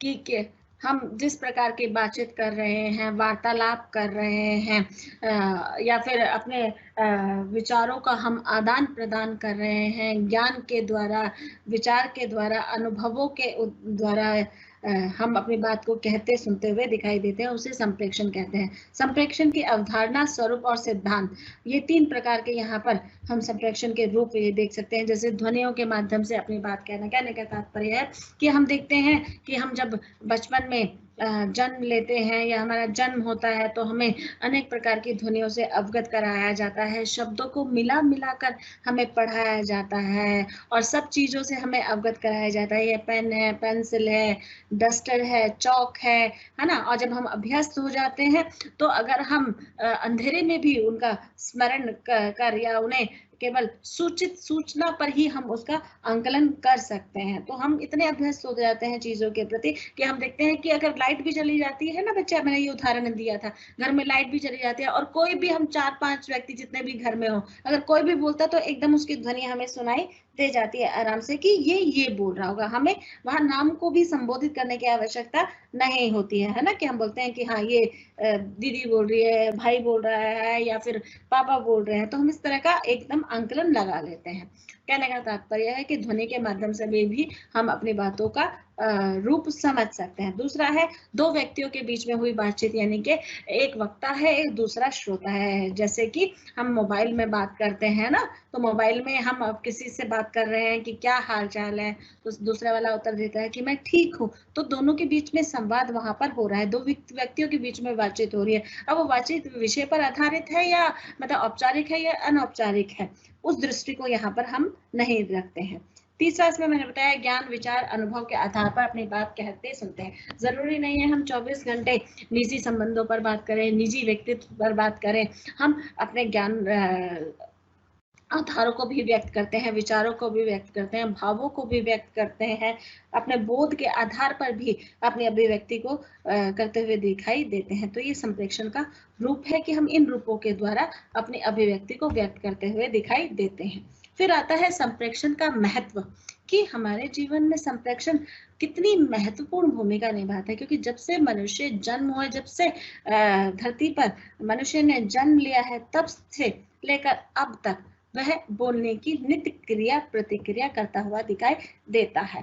पहले वह अपने आप से अपने आवरण के तहत जितने भी लोग आते हैं उनसे बात करता हुआ दिखाई देता है। फिर वो समाज से जुड़ता है, समाज से जुड़ने के साथ साथ वह अलग अलग प्रकार के संबंधों से भी जुड़ता हुआ दिखाई देता है और अपने संप्रेषण का रूप स्वरूप स्थापित करते हुए दिखाई देता है ना। तो इसमें मैंने 5 प्रकार यहाँ पर दिखाए गए हैं कि संप्रेषण मनुष्य के लिए क्यों उपयोगी है।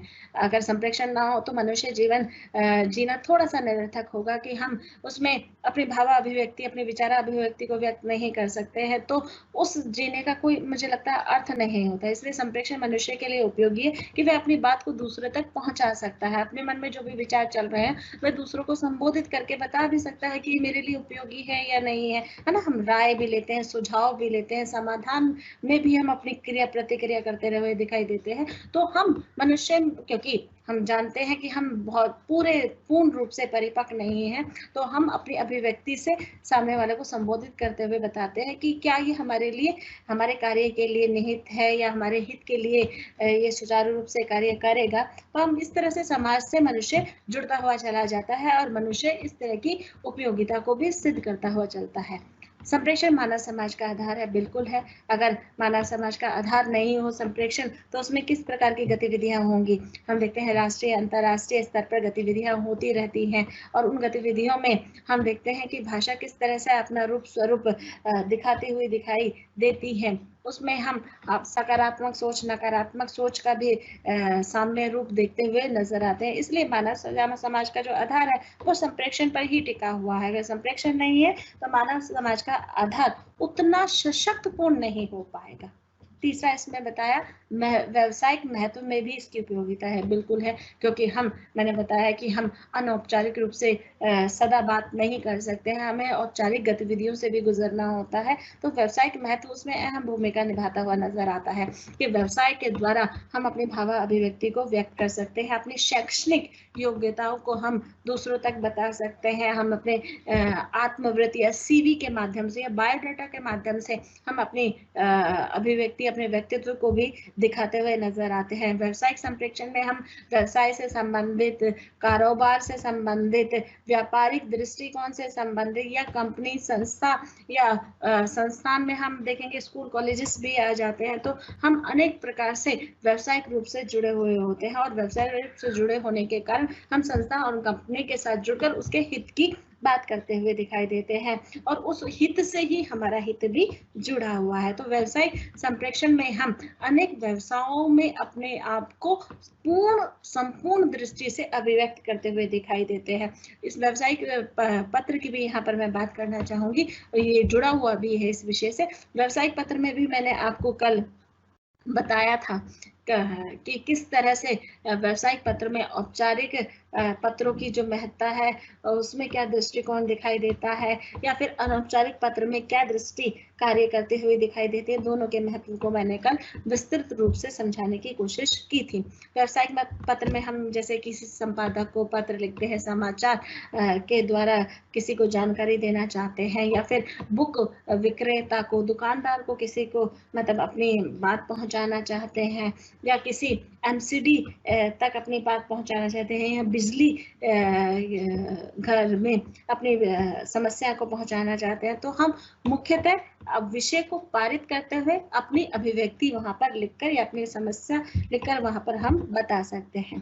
जबकि निजी पत्रों में ऐसा नहीं होता। निजी पत्रों में आप का कोई ऐसा क्रम नहीं है कि आप नियम के आधार पर अपनी अभिव्यक्ति दें। वहां पर आप खुले स्वच्छंद रूप से आप अपनी भाव अभिव्यक्ति को व्यक्त कर सकते हैं। पर व्यवसायिक पत्र में यानी कि औपचारिक पत्र में आपको नियम संहिता जरूर अपने आप पर लागू करके उसकी अभिव्यक्ति देनी होगी, क्योंकि उसमें आप पत्र संख्या यानी कि पत्रांक और क्रमांक का रूप उसमें देते हुए दिखाई देते हैं। अगला है मानवीय संबंधों में भी संप्रेषण का महत्व। हम जैसे कि जानते हैं कि बहुत सारे मूल्य हमारे समाज में हैं और उनमें से एक महत्वपूर्ण है मानवीय जीवन से संबंधित है, मानवीय संबंधों से संबंधित है। तो उसमें भी हमारा संप्रेषण का आदान प्रदान होता रहता है और संप्रेषण के द्वारा हम अपनी अभिव्यक्ति को व्यक्त करते हुए दिखाई देते हैं। राजनीतिक पहलू के आधार पर, सामाजिक पहलू के आधार पर, आर्थिक, धार्मिक, अन्य पहलुओं के आधार पर हम मानवीय संबंधों से जुड़े हुए रूप स्वरूप को वहां पर ज्ञापित करते हुए दिखाई देते हैं। बाह्य संपर्कों में भी इसकी महत्ता होती है, बिल्कुल होती है, क्योंकि हम बाह्य रूप में भी संप्रेषण करते हुए दिखाई देते हैं। संप्रेषण की प्रक्रिया है, इसको 5 आधारों में अभिव्यक्त किया गया है। पहला है प्रेषक। हम देखते हैं कि जब भी हम जैसे मैंने अभी नियम की बात की कि हम जब भी किसी नियम का पालन करते हैं तो उस नियम में जो जो अवधारणा, जो जो प्रक्रिया दी गई है उनको हम अपना आधार बनाकर अभिव्यक्त करें तो वह सार्थक और सफल माना जाता है। संप्रेषण की प्रक्रिया को 5 आधारों पर व्यक्त किया गया। पहला है प्रेषक। प्रेषक से हमारा तात्पर्य है कि वक्ता से यहाँ मैं बात कर रही हूँ। वक्ता से हमारा तात्पर्य जो बोल रहा है ना, कि वक्ता अपनी बात सरल सहज शब्दों में अपनी बात पहुंचाता है और उसमें किसी भी तरह का कोई भी अवरोध उत्पन्न नहीं करता और अपनी सटीक शब्दावली से दूसरे तक अपनी बात पहुंचाने का प्रयास करता है। यानी कि वो जो अपने भाव अभिव्यक्त कर रहा है सामने वाला, क्या उन्हीं भावों को वो अच्छे से समझ पा रहा है या नहीं पा रहा है, उसी गतिविधि में पहला है वक्ता यानी कि प्रेषक। दूसरा है माध्यम, कि वह किस माध्यम का प्रयोग कर रहा है, कि माध्यम में किसी तरह की कोई दिक्कत परेशानी तो नहीं है, भाषा में आपका जो दक्षता है वो तो कायम है, और आप किसी भी माध्यम यानी किसी भी यंत्र उपकरण की बात मैं यहाँ कर रही हूँ कि अगर हम मोबाइल उदाहरण अच्छा है, मोबाइल के द्वारा हम फोन करते हैं किसी व्यक्ति को और उस व्यक्ति से वक्ता पहले हेलो बोलते, क्योंकि जो फोन कर रहा है पहले वही अपनी क्रिया देगा कि हेलो मैं ये बोल रहा हूँ। अगर नाम संबोधित है मोबाइल के अंदर तो बताने की आवश्यकता नहीं है कि नाम से ही सूचित हो जाएगा। फिर हेलो उधर अगर सामने को अच्छे को सुनाई दे रहा है, यानी कि जो भी आप या लिखने की दृष्टि में संदेश पारित कर रहे हैं, संदेश लिखकर दूसरे व्यक्ति को भेज रहे हैं, माध्यम मोबाइल ही है कि वो संदेश मैसेज क्या आपका दूसरों तक पहुंच रहा है। प्रापक मतलब श्रोता, जिस व्यक्ति से वक्ता श्रोता से बात कर रहा है वो संदेश उस तक ठीक पारित हो रहा है, उसमें किसी तरह का अवरोध तो उत्पन्न नहीं हो रहा। कई बार अवरोध भी उत्पन्न हो जाता है क्योंकि यांत्रिक चीजें हैं, उपकरण हैं, इसमें कुछ ना कुछ मतलब आ जाती है परेशानी, है ना। कई बार हम मैसेज भेजते हैं, कई बार मैसेज नहीं पहुंच पाता, कई बार वेटिंग में दिखाई देता है, कई बार डिलीवर हो जाता है। तो हमें सारी क्रिया प्रतिक्रिया आज तो हमें दिखाई देती है, पर इससे पहले कुछ वर्षों पहले की बात करूं तो मैं बहुत दिक्कत परेशानी वाली समस्याओं को लोगों ने झेला भी है, पर ये यंत्रों के द्वारा हमारा जीवन सुविधाजनक हो गया है। तो प्रापक जब संदेश मिल जाता है तो प्रापक अपनी प्रतिक्रिया देता हुआ दिखाई देता है, यानी कि अभी तक वक्ता ने जो लिखा है वो भाषा के द्वारा, माध्यम के द्वारा, संदेश के द्वारा दूसरे व्यक्ति तक पहुंच गया है, प्रापक तक पहुंच गया है। फिर वो अपनी प्रतिक्रिया देता है कि हाँ, अगर उसे कोई मैसेज मिल गया तुम कैसे हो, तो वापस वो जवाब देता है कि हाँ मैं ठीक हूँ, यानी कि जो मैसेज मैंने दिया है वो सामने वाले तक उसी रूप में पहुंचा है ना। कई बार ये होता है कि हम पूछते क्या है, सामने वाला जवाब क्या देता है, तो सामने वाला जो जवाब दे रहा है या तो उसके प्रश्न समझ में नहीं आया, या जो प्रश्न डिलीवर कर रहा है वो प्रश्न का उचित रूप नहीं रख रहा है, जिससे कि श्रोता जो प्रापक प्राप्त कर रहा है उसमें कुछ मतलब उसे भ्रम उत्पन्न हो रहा है, वो भाषा को समझ नहीं पा रहा है, वो शब्दावली को समझ नहीं पा रहा है, शब्दों में लिखे रूप को, अर्थ को नहीं समझ पा रहा है। इसलिए शब्द बहुत महत्व रखते हैं। अगर शब्दों के अर्थ आपको समझ में है तो आप किसी भी परेशानी से बाहर निकल सकते हैं। तो ये प्रतिक्रिया है। तो जब आप प्रतिक्रिया देते हैं तो प्रतिक्रिया के द्वारा अपने रूप स्वरूप को वहां पर स्थापित करते हुए दिखाई देते हैं संप्रेषण के माध्यम से। अगला बेटा इसमें है संप्रेषण के विभिन्न सिद्धांत।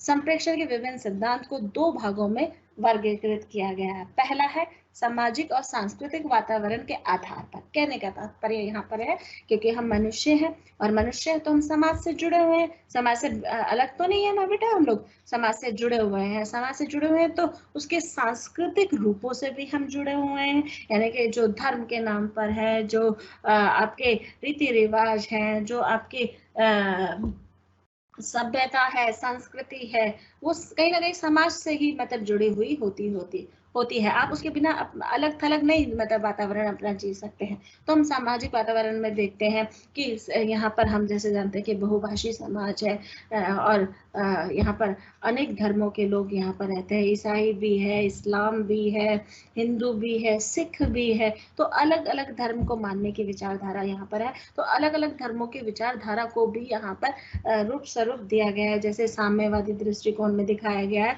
कि किस तरह से शोषित वर्ग अपना शोषण का रूप स्वरूप रखता हुआ दिखाई देता है। बौद्ध धर्म में किस तरह की पराकाष्ठा को दिखाया गया है, उदारवादी में किस तरह की उदारवादी सोच को दिखाया गया है। तो इस तरह से इन धर्मों के आधार पर इसकी वर्णन किया गया है। दूसरा है विभिन्न विद्वानों द्वारा संप्रेषण की परिभाषा अपने अपने मतानुसार दी। कहने का तात्पर्य है कि संप्रेषण मैंने जैसे बताया कि आदान प्रदान है, और वो भी किसका, हावों और भावों का, विचारों का, ज्ञान का, अनुभवों का है। तो ये सब ने अपने अलग उस वातावरण के अनुसार अपनी परिभाषाओं को रूप स्वरूप दिया गया है। फिर आता है बेटा संप्रेषण में बाधाएं और अभाषिक संप्रेषण। कहने का तात्पर्य है संप्रेषण में मुख्यतः 3 स्तरों पर समस्याएं उत्पन्न बताई गई है। पहला है मानवीय स्तर पर। मानवीय संबंध, जैसे मैंने कि अभी आपको बताया कि मानवीय संबंधों में किस तरह से संप्रेषण में अनेक प्रकार की बाधाएं उत्पन्न हो सकती हैं, क्योंकि हम मानव हैं और मानव में जरूरी नहीं है कि आपको सभी चीजों का ज्ञान उपलब्ध हो, आपको सभी चीजों की जानकारी हो। उसमें कहीं ना कहीं इस तरह की त्रुटियां, बाधाएं उत्पन्न होती रहती हैं कि आप अपना संप्रेषण उतने ज्यादा सही सटीक रूप से नहीं दे पाते जितना आप देने के लिए उत्सुक हो। इसमें मानवीय स्तर पर पहला है सामाजिक स्तर। सामाजिक स्तर से मैंने आप लोगों को बताया था कि समाज से जुड़े हुए लोग हैं, समाज से संबंधित लोग हैं, जिसमें आप उसके आयु के आधार पर, अपने आर्थिक आधार पर अपनी अभिव्यक्ति को व्यक्त करते हुए दिखाई देते हैं, लिंग के आधार पर है ना। तो हम देखते हैं कि किस तरह से समाज में सामाजिक स्तरों का भी बहुत महत्व है और संप्रेषण के माध्यम से हम इन स्तरों को व्यक्त करते हुए दिखाई देते हैं।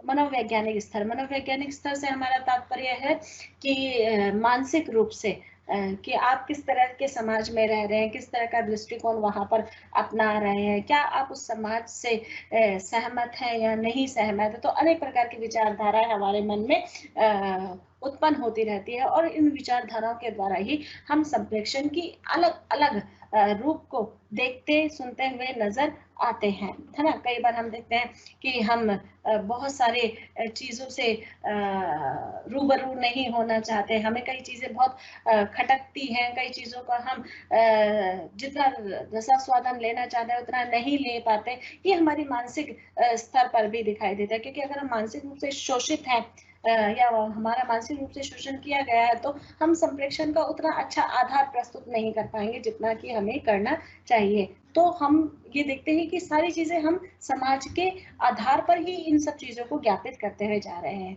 अगला है भौतिक। भौतिक से हमारा तात्पर्य सुख सुविधाओं से है कि हम मानव हैं तो मानव अनेक सुख सुविधाओं को अपने जीवन में लेकर आना चाहता है। उसे हर चीज की फैसिलिटीज चाहिए, घर में टीवी भी चाहिए, रेडियो भी चाहिए, एसी भी चाहिए, कूलर भी चाहिए और अन्य जो सुख की हम कहें उसको मंशा रहती है वो सारी वो चाहता है और इन अपने कड़े प्रयासों से वो उसको हासिल भी कर लेता है। पर कई बार हमें फिर भी संतुष्टि उत्पन्न नहीं होती, हमें वो लालसा बनी रहती है और इस लालसा में जो समर्थ है वो तो सब चीजें पा लेता है, पर जो असमर्थ है उसे चीजें जुटाने के लिए अनेक अथक प्रयास करने पड़ते हैं। कई बार उन प्रयासों में कुछ दोषारोपण भी उत्पन्न हो जाता है, यानी कि आवृत्ति हमारे मन में हमारे दिमाग में आ जाती है जिसके कारण हम चोरी या फिर किसी के साथ किसी को दुख पहुंचाना, किसी तरह की इस तरह की मतलब चीजें भी हम करने लग जाते हैं। तो कहीं ना कहीं ये संप्रेषण का ही रूप है, क्योंकि सामने वाला व्यक्ति जब अपनी उपलब्धियों को गिनाता है, अपने भौतिकता के रूपों को दिखाता है, तो कहीं ना कहीं सामने वाला व्यक्ति इसे अलग रूप में भी लेकर जाने का प्रयास करता हुआ दिखाई देता है। कथ्य के स्तर से हमारा तात्पर्य कथ्य भी हमें जैसे कथ्य कथन की हम बात कर रहे हैं तो उसमें भी हम देखते हैं कि किस तरह से जीवन में हम कथ्य के आधार पर चीजों को पाते हुए चलते हैं। कथ्य का होना जीवन में बहुत ज्यादा जरूरी है। कथ्य के द्वारा ही हम अनेक प्रकार की अभिव्यक्तियों से गुजरते हुए नजर आते हैं। कथ्य मूलतः अनेक प्रकार से हमें संबोधित करता हुआ दिखाई देता है। जैसे कि हम बात करें कि श्रोता तक पहुंचने के लिए वक्ता का अभिप्रेत अर्थात जो बात या संदेश जिस अर्थ में वक्ता और श्रोता तक पहुंच रही है, क्या वह संप्रेषण का प्रमुख अंग है, यानी कि जो मैं बोल रही हूँ क्या सही क्रम में सटीक रूप तक आप तक पहुंच पा रहा है या नहीं पहुंच पा रहा, कहाँ क्या दिक्कत परेशानी हो रही है। क्योंकि संप्रेषण का अर्थ तो एक ही रूप का ज्ञापित करता हुआ दिखाई देता है कि सामने वाला व्यक्ति क्या बोलना चाह रहा है। अगर वो जो बोल रहा है वो आपको समझ में आ रहा है तो संप्रेषण सरल है, सहज है। अगर वो समझ में नहीं आ रहा तो अनेक प्रकार की दिक्कतें उत्पन्न होती है। जैसे कि वैयक्तिक और सामाजिक स्तर पर उचित एवं सार्थक संदेश संप्रेषित करना अत्यंत महत्वपूर्ण है। कहने का तात्पर्य है कि हम जैसे बातचीत कर रहे हैं और बातचीत के दौरान अगर वो संदेश आपको ठीक तरह से पारित नहीं हो रहा है, उसमें किसी तरह का अवरोध उत्पन्न हो रहा है, तो वो कथ्य की सार्थकता को स्थापित करते हुए नहीं दिखाई देता है। तीसरा है बेटा इसमें माध्यम के स्तर पर, जैसे कि मैंने आपसे बात की है कि माध्यम यानी कि भाषा तकनीकी हम ले सकते हैं कि इस माध्यम के द्वारा भाषा का सही रूप आप तक पहुंच पा रहा है, शुद्ध रूप आप तक पहुंच पा रहा है। जो मैं व्याख्यान आपके सामने दे रही हूँ या जो मैं वक्तव्य आपके सामने विषय पर आधारित बोल रही हूँ, क्या वो आप तक सही रूप में पहुंच पा रहा है, क्या आपका जितनी भाषा की सरल अभिव्यक्ति होनी चाहिए, क्या उतनी हो पा रही है या नहीं हो पा रही है, विषय की मांग है। कई बार विषय की मांग भी है कि आप जैसे संप्रेषण में बाधाएं की बात आ रही है, तो संप्रेषण में इस तरह की बाधाओं का भी उत्पन्न होना सार्थक दिखाई देता है कि कई बार कुछ अवरोध तो उत्पन्न नहीं हो रहा है भाषा के स्तर पर, माध्यम के स्तर पर। फिर है आभाषिक संप्रेषण। आभाषिक संप्रेषण से हमारा तात्पर्य है सांकेतिक ध्वनियों, हाव भावों द्वारा अभिव्यक्ति को आभाषिक संप्रेषण कहते हैं। क्योंकि कई बार हम लोग होता ना कि पूरा दिन बोल बोल कर भी थक जाते हैं, कई बार हमें ये भी लगता है कि कई चीजों को अपने संकेतों के माध्यम से ही हम दूसरों तक अपनी बात पहुंचा दें। जैसे थक हार के घर में आए हो और अगर किसी काम के लिए बोला जाता तो एकदम ही माथे पर तोड़ियां चढ़ जाती है कि भाई तो हम एकदम संकेत समझ जाते हैं कि अभी ये बात कहना ठीक नहीं था या हमने गलत कह दिया। या फिर हम किसी को जाते वक्त आजकल हम ये नहीं बोलते हम जा रहे हैं, हम सिर्फ हाथ हिलाकर बाय करके उसे संबोधित कर देते हैं, तो हमें ये भी पता चल जाता है। या फिर हम मोबाइल में जब संदेश पारित करते हैं और जब ज्यादा बातचीत नहीं हो पाती है तो हम उसमें एक विराम भी लगाकर भेज देते हैं या हाथ जोड़कर बोल देते हैं, नमस्कार कहकर संबोधित कर देते हैं, या फिर ये कह देते हैं कि अब नहीं मतलब बातचीत होगी। ऐसे इस तरह के हम लोग कार्टून भेजकर अपनी बात को वहां पर ज्ञापित करते हुए भी दिखाई देते हैं। फिर है बेटा संप्रेषण के प्रकार। संप्रेषण के प्रकार यहाँ पर 5 प्रकार के बताए गए हैं। संप्रेषण के प्रकार, पहला है मौखिक संप्रेषण और लिखित संप्रेषण। मैंने आपको शुरू से ही बताया कि 2 प्रकार के रूप है, मौखिक और लिखित। मौखिक से हमारा तात्पर्य है जो हम बोल रहे हैं वो मौखिक रूप में है, बातचीत हो रही है वो मौखिक हो रही है, सामूहिक चर्चा हो रही है वो मौखिक हो रही है ना। तो मौखिक संप्रेषण में हम देखते हैं कि या मौखिक व्याख्यान हम सुनते हैं, भाषण हम सुनते हैं, है ना बेटा। फिल्में हम मौखिक रूप से सुनते हुए दिखाई देते हैं, है ना। तो मौखिक रूप से हमें कई चीजें तो हमारी स्मृति में रह जाती है पर कई बार ओझल भी हो जाती है। तो मौखिक संप्रेषण हमें विषय के चिंतन मनन के लिए तो ठीक है, पर हम जब उसे लिखते हैं तो हमें लगता है ज्यादा कारगर सिद्ध होगा। क्योंकि जैसे होता है ना कि कई बार हम कविता लिखते हैं तो कविता लिखते समय हमें कुछ भी मन में हाव भाव आ रहा है तो तुरंत हम कागज पर उतार लेते हैं, क्योंकि वो जो हाव भाव उस मूड के तहत, उस वातावरण के तहत आ रहे हैं वह अगले ही क्षण उसमें गायब हो जाएंगे। तो मौखिक संप्रेषण में इस तरह का नहीं होता है। मौखिक संप्रेषण में हम आम बातचीत करते हैं, विषय को लेकर बातचीत करते हैं, समस्याओं को लेकर बातचीत करते हैं। इस तरह के रूप स्वरूपों को हम मौखिक संप्रेषण में अभिव्यक्त कर सकते हैं।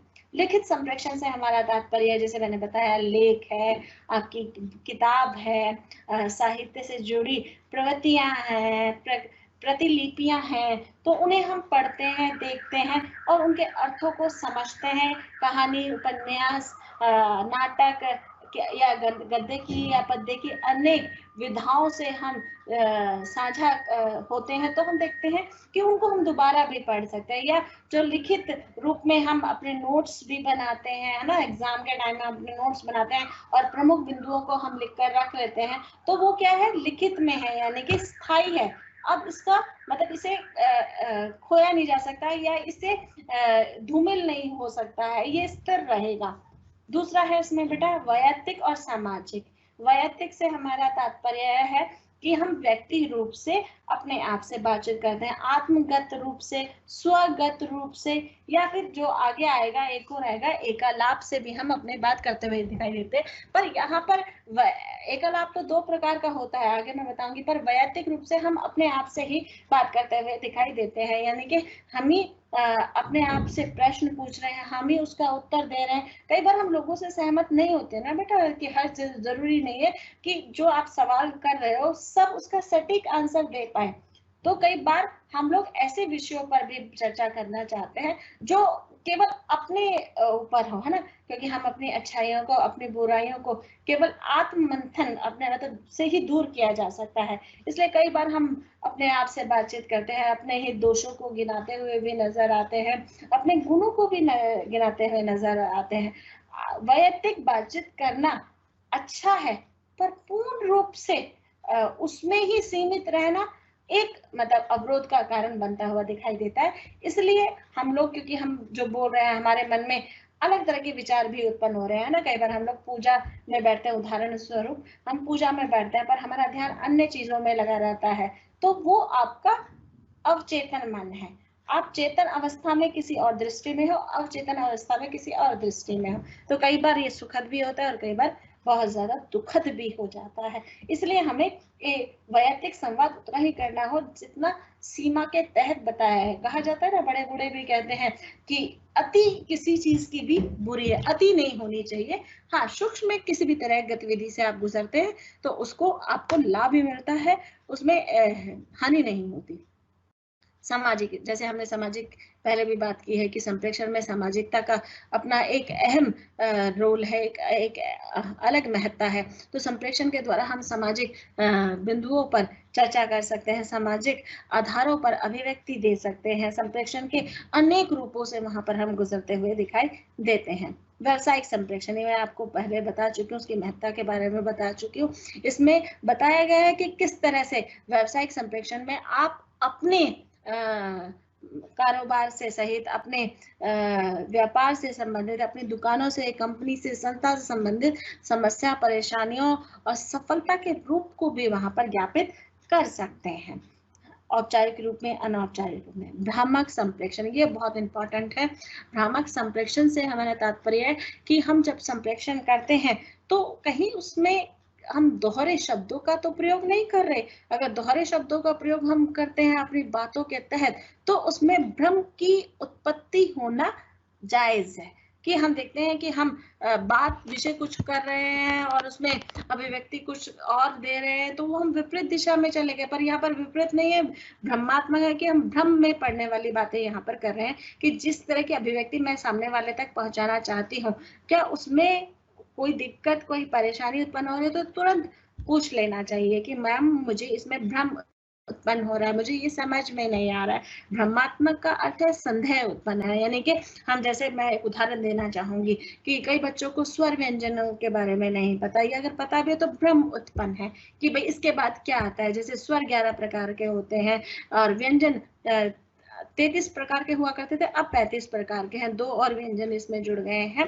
पर हम देखते हैं कि स्वरों की भी बच्चों को आजकल ध्यान नहीं है कि कितने प्रकार के स्वर होते हैं। वो अयोग वह ध्वनियों को भी स्वर में समझ लेते हैं, जो कि उतना नहीं है। अलग अलग मतलब रूपों का यहाँ पर दिखाया गया है। कई बार भाषा में अशुद्धता के कारण भी भ्रम उत्पन्न हो जाते हैं कि इसको इस शुद्ध रूप में बोलना चाहिए, पर हमने कई बार किताबों में, अखबारों में लोगों के मुख से ये सुना है, तो हम उसी शब्दों का रूप स्वरूप चलाते रहते हैं। उसमें भ्रम जब उत्पन्न होता है तब जाके उसमें विचारात्मक अभिव्यक्ति का रूप समाहित होता है। अगला इसमें बेटा संप्रेषण में चुनौती और संभावनाएं, कि संप्रेषण में अनेक प्रकार की चुनौतियां आती है। जरूरी है, बहुत ज्यादा जरूरी है, क्योंकि इसमें आप देख रहे हैं कि आप, जरूरी नहीं है कि व्यक्ति के सामने वाले व्यक्ति की जो भी वो बोल रहा हो आप उसे उसी अर्थ में ले जाए, क्योंकि हमारे सबके विचार तो अलग अलग है और विचार अलग अलग है। तो अगर हमारी विषय एक है तो हम उसको आधार समझ लेंगे, सही समझ लेंगे, पर अगर हमें हमारा विषय अलग अलग है तो हम किसी के विषय को उससे बेहतर नहीं जान पाते हैं ना। तो वहां थोड़ा सा अवरोध उत्पन्न होता है, वहां पर थोड़ी चुनौती आती है, संभावनाएं उत्पन्न होती हैं। तो हमें संप्रेषण में सरलता, सहजता, स्पष्टता का आधार रखना बहुत ज्यादा जरूरी है, तभी उसमें किसी तरह की कोई दिक्कत परेशानी नहीं आएगी। अगला है संप्रेषण के माध्यम। जैसे कि आप जानते हैं मैंने 3rd इकाई से ही शुरुआत की थी, क्योंकि 2 इकाइयां आपके विश्वविद्यालय में कंप्लीट करा दी गई थी। संप्रेषण के माध्यम, मैंने ये बताया था संप्रेषण के प्रमुख माध्यम इस प्रकार, जैसे ये 4 प्रकार के माध्यम है और उसमें उसके सब हेडिंग्स हैं। एकालाप और संलाप, मैंने दोनों का अर्थ आपको बताया था कि एकालाप से हमारा तात्पर्य क्या है कि हम, लाप से हमारा तात्पर्य है कि किसी चीज को दोहराना या उसकी पुनरावृत्ति करना। एकालाप होता है कि एक ही बात को लगातार मतलब बोलना, करना, एकालाप करना। संलाप का भी इसी रूप में अर्थ है। इसमें एकालाप को 2 भागों में बांटा गया था, जैसे स्थिर एकालाप है या गयात्मक एकालाप है। इसमें स्थिर का मतलब है कि एक ही विचार उत्पन्न होता रहता है और गयात्मक एकालाप में आपके विचारों में निरंतर परिवर्तन आता है। कभी आप, क्योंकि आप विचारों से सहमत नहीं है ना, इसलिए विचार उत्पन्न हो रहे हैं कि आप किसी व्यक्ति को नहीं जानते अच्छे से, आपके अपने फर्स्ट बार मिले हैं तो आप उसके गुणों को ही आप देखते हुए दिखाई देते हैं, और जब आप निरंतर जुड़ते चले जाते हैं तो उसकी बुराइयों को उसके साथ भी आप जुड़ते हैं। पर कई बार आप इतने घनिष्ठ हो जाते हैं कि आप विचार ही नहीं कर पाते, आपके विचारों में तुरंत परिवर्तन आता है कि ये व्यक्ति तो भाई जैसे ही स्थिति परिस्थिति आती है एकदम पलट जाता है ना। हम ग्रिड का यहाँ पर उदाहरण देना चाहेंगे। ग्रिड में भी जो रंगों का प्रादुर्भाव दिखाई देता है, इसी तरह से व्यक्ति में भी उसको जोड़ दिया है। आपको लोकोक्ति मतलब है इसमें कि देखते हैं कि विचारों में निरंतर परिवर्तन होता हुआ दिखाई देता है। इसी तरह से संलाप में भी यही भूमिका बताई गई है। संवाद से हमारा तात्पर्य है कि संप्रेषण करना, और हम संवाद करते हुए दिखाई देते हैं। जीवन में संवाद में भी बहुत सारे रूपों को यहाँ देखते हुए नजर आते हैं।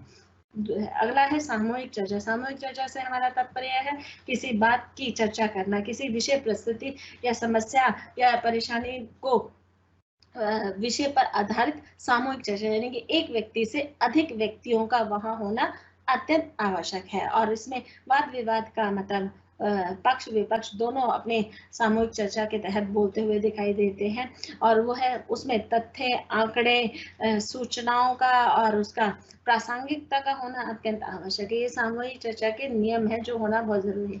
मशीनरी माध्यम, मशीनरी माध्यम में ये 4 माध्यम बताए गए थे: email, social media, internet, feedback. इसमें बताया गया है कि किस तरह से आज जो आधुनिक समाज है या भूमंडलीकरण है या वैश्वीकरण का जो युग है, इसमें यंत्र उपकरण किस तरह से तेजी से बढ़ते जा रहे हैं और कितनी सब चीजों को सुविधाएं, मानव को सुविधाएं देते जा रहे हैं। तुरंत सब चीजों का लाभ हमें दिखाई देता है, कई बार हानि भी दिखाई देती है, पर अब यहाँ पर हम लाभ की बात करेंगे क्योंकि साहित्य से जुड़ा हुआ है, संप्रेषण से जुड़ा हुआ है। कई बार इसके अभाव भी हमें देखने को मिल जाते हैं सोशल मीडिया पर और चीजों में, जैसे ईमेल में हम देखते हैं कि तुरंत कोई ईमेल करना हो तो हम झट से कुछ सेकंडों में हम ईमेल दूसरे व्यक्ति तक पहुंच जाता है। सोशल मीडिया में हम ट्विटर, फेसबुक, व्हाट्सएप या फिर फेसबुक की बात करें या फिर इंस्टाग्राम की बात करें तो हम देखें कि हम इसमें अपने भावाभिव्यक्ति को व्यक्त करते हुए दिखाई देते हैं, अपने निजी अनुभवों को व्यक्त करते हुए दिखाई देते हैं, अपने साहित्यिक अनुभवों को व्यक्त करते हुए दिखाई देते हैं।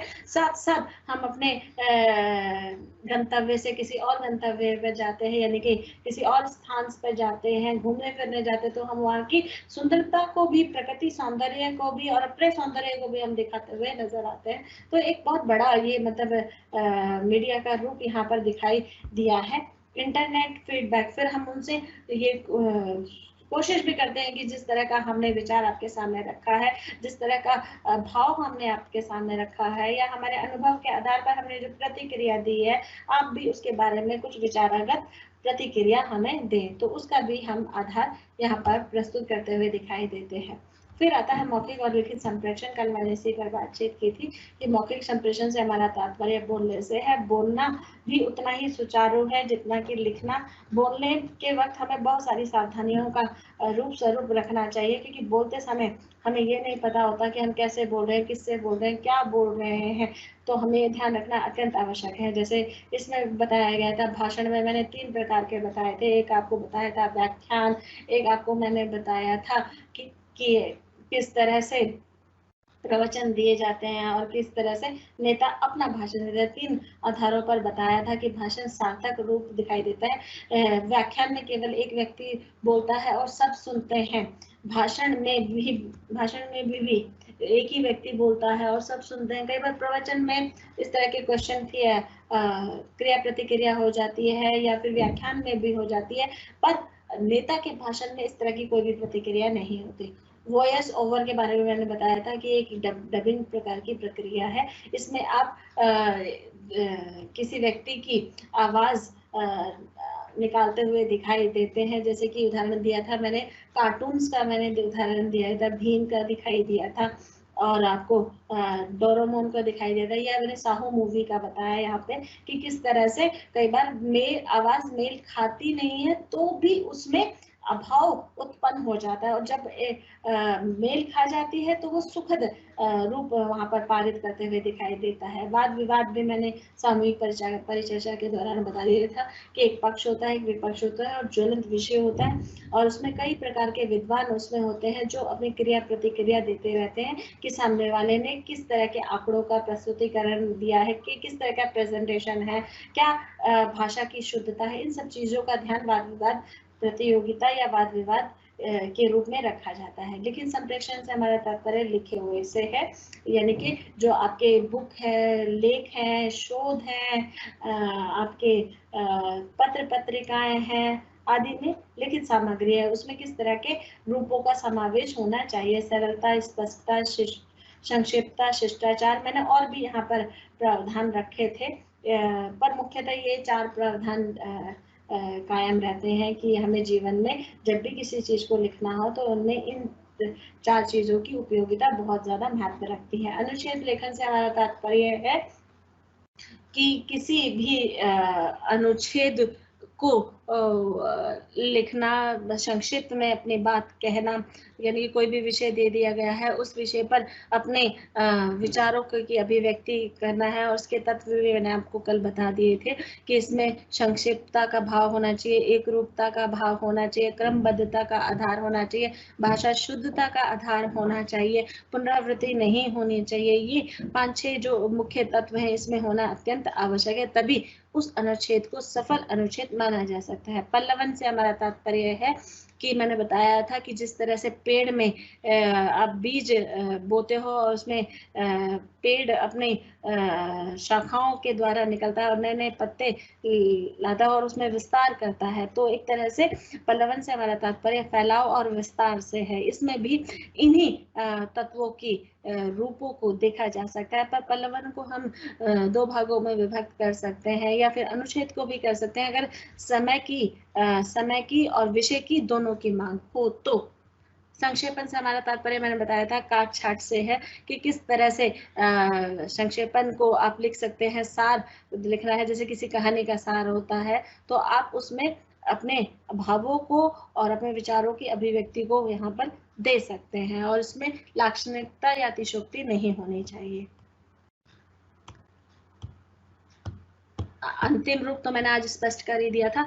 अब हम आपके प्रश्न ले लेते हैं और प्रश्नों के मैं यहाँ पर जवाब दे देती हूँ आपको कि आपने किस तरह के प्रश्नों को यहाँ पर लिया है और किस तरह की आपके मन में मंशा चल रही है।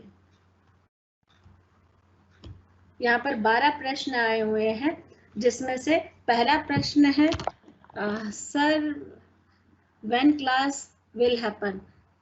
अब देखिए, अब बच्चों को यही नहीं पता किस चीज की क्लास यहाँ पर चल रही है, तो इसका उत्तर यहाँ पर अनुचित है। मैम टॉपिक क्या है, कुछ नहीं समझ में आ रहा। बेटा मैं नाम तो नहीं संबोधित करूंगी, पर बेटा ये हिंदी भाषा और संप्रेक्षण का विषय चल रहा है, हिंदी का विषय है ये यहाँ पर, और आपके बीए प्रोग्राम पॉलिटिकल ऑनर्स की मतलब में हिंदी का 2nd सेमेस्टर का है ये। अगला प्रश्न ले लेते हैं हम लोग।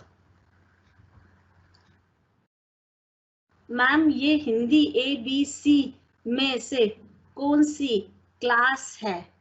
बेटा ये हिंदी आपकी बीए प्रोग्राम की क्लास है और ACEE के बारे में यहाँ पर हिंदी भाषा और संप्रेक्षण के बारे में बताया जा रहा है।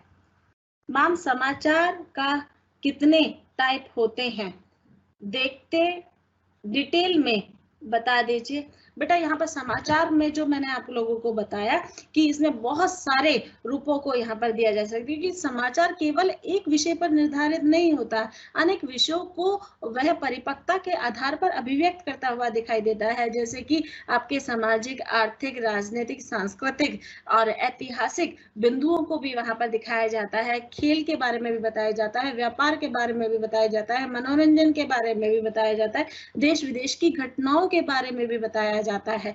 तो समाचार यहाँ पर विभिन्न रूपों को लेकर चलता है। और यहाँ पर जो आप टाइप्स बोल रहे हो तो बेटा इसमें टाइप्स तो मेरे ख्याल से श्रव्य और दृश्य ही रूप में यहाँ पर होते हैं। और आपके विषय के अनुकूल यहाँ पे समाचार वाचन के रूप में जो बताया गया वो मैंने आपको बता दिया। समाचार वाचन, बेटा समाचार वाचन से हमारा तात्पर्य है जैसे कि हम सुनते हैं, पढ़ते हैं, देखते हैं, संप्रेषित करते हैं, गांव शहर देश विदेश की जो सूचना है उसका आदान प्रदान हमें मिलता है, उसे हम समाचार कहते हैं। समाचार वाचन में जो समाचार संप्रेषित कर रहा है उसे कहते हैं। मैम रिकॉर्डिंग कहाँ से मिलेगी? मिलेगी फास्ट क्लास की, पता नहीं फास्ट लिखा है बेटा, ये आप ना SOL की टीम से पूछिएगा कि वैसे ये आपको यहीं पर मिल जाएगी। आपके जो डेस्क इसमें टीम्स का है ना, आप उसमें जाइए और रिकॉर्डिंग का उसमें मिल जाएगा आपको। मैम क्वेश्चन इस किताब पढ़ते हैं क्या? बेटा आप देखिए कि जैसी विषय है उसी पर आधारित प्रश्न आएंगे। मूलतः जो प्रश्न बन रहा है संप्रेक्षण का बन रहा है। संप्रेक्षण क्या है, उसके आधार क्या है, उसके महत्व क्या है, उसके कौन कौन से रूपों की चर्चा की गई है, यही सारे प्रश्न इसमें बन रहे हैं। कविता पठन रिपीट मैम जी, ओके। कविता से हमारा तात्पर्य है बेटा कि जैसे हम कविता में हम पद्य के रूप को देखते हैं ना, जैसे कविता होगी, आपके दोहे हो गए, आपके सौरठा हो गए, छंद हो गए, छप्पे हो गए, ये सारे कविता के ही रूप है। कविता के अंदर ही इन्हें गिना जाता है, यानी कि पद्य के रूप में गिना जाता है। तो कविता में हम देखते हैं, आपने बहुत सारी कविता अपने जीवन में देखी होगी, पढ़ी होगी, जयशंकर प्रसाद की, निराला की या फिर पंत की। तो उसमें कविता के जो भावों के बारे में है वो मैंने आपको दृष्टिगत कराया था कि कितने प्रकार के भाव बताए गए हैं। काव्य सौंदर्य है, भाव सौंदर्य है, और लय, तुक, अलंकार, रस, इन सब के बारे में मैंने आप लोगों को बताया था। अगला प्रश्न है, मैम संप्रेषण और संचार एक ही है क्या? हाँ बेटा, संप्रेषण और संचार एक ही है। दोनों एक ही सिक्के के, जैसे कहते हैं ना, दो पहलू हैं, पर ये समानार्थी हैं, ये दोनों एक ही हैं। संप्रेषण भी आप मुख्य रूप से बातचीत, वार्तालाप को कहते हैं, सूचनाओं के आदान प्रदान को कहते हैं, और संचार भी उसी को कहते हैं। संचार से हमारा तात्पर्य कम्युनिकेशन है, और कम्युनिकेशन से हमारा तात्पर्य कि हम किससे बात कर रहे हैं, अपने भाव विचारों को किसको पेश कर रहे हैं, किस प्रकार के क्वेश्चन आएंगे। बेटा पल्लवन में सिर्फ आपको विषय दे दिया जाएगा कि आप इस विषय पर लिखिए। जैसे मैंने बताया था ना आपको कि धर्म पर दे दिया गया, या मित्रता पर दे दिया जाएगा, या फिर कोई सांप्रदायिक रूप में दे दिया जाएगा। तो इस तरह के विषय वहां पर दे दिए जाएंगे, और उस विषय पर आधारित अपनी अभिव्यक्ति को वहां पर व्यक्त करना है। ये अनुभवात्मक होगी कि आपने विषय को देखा है और विषय को देखकर आप अपने विचारों को अभिव्यक्त कर रहे हैं। किस तरह से संप्रेषण के विभिन्न आयामों को आज हमने समझा, उन्हें जाना, और जानने के बाद इस तरह के हमने रूपों को स्पष्ट किया। संप्रेषण हमारे जीवन में बहुत ही अहम भूमिका निभाता है, जिसके कारण हम अनेक गतिविधियों को अच्छे से समझ सकते हैं। नाट्य पठन क्या है मैम? अगला प्रश्न ये है बेटा, नाट्य पठन से हमारा तात्पर्य नाटक से संबोधित है कि नाटक क्या है, नाटक में किन प्रकारों की अभिव्यक्ति दी जाती है, नाटक के तत्व कौन कौन से हैं, नाटक में किन आधारों पर अभिव्यक्ति की जा सकती है। तो वो आधार मैंने आपको बता दिए थे कि नाटक से हमारा तात्पर्य है जो रंगमंच पर आधारित हो, यानी कि उसका कोई महत्व हो, कोई लक्ष्य हो, कोई उद्देश्य हो।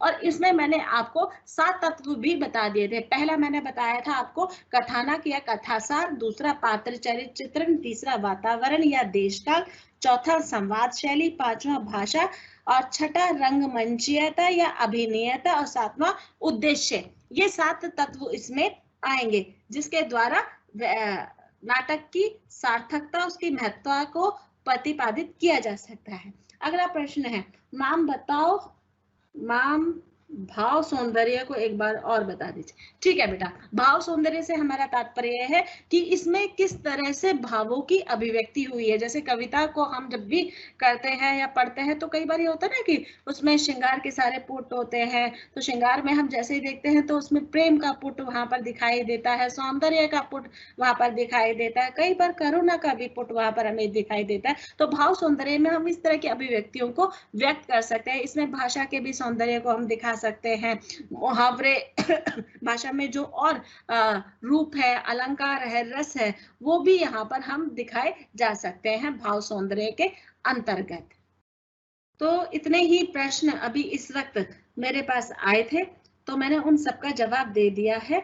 आपको अगर लगता है कि किसी तरह की कोई भी दिक्कत परेशानी आ रही है तो आपको ये रिकॉर्डिंग मिल जाएगी, आप इस रिकॉर्डिंग को दोबारा से सुन सकते हैं और अपने सभी प्रश्नों का यहाँ पर उत्तर जान सकते हैं।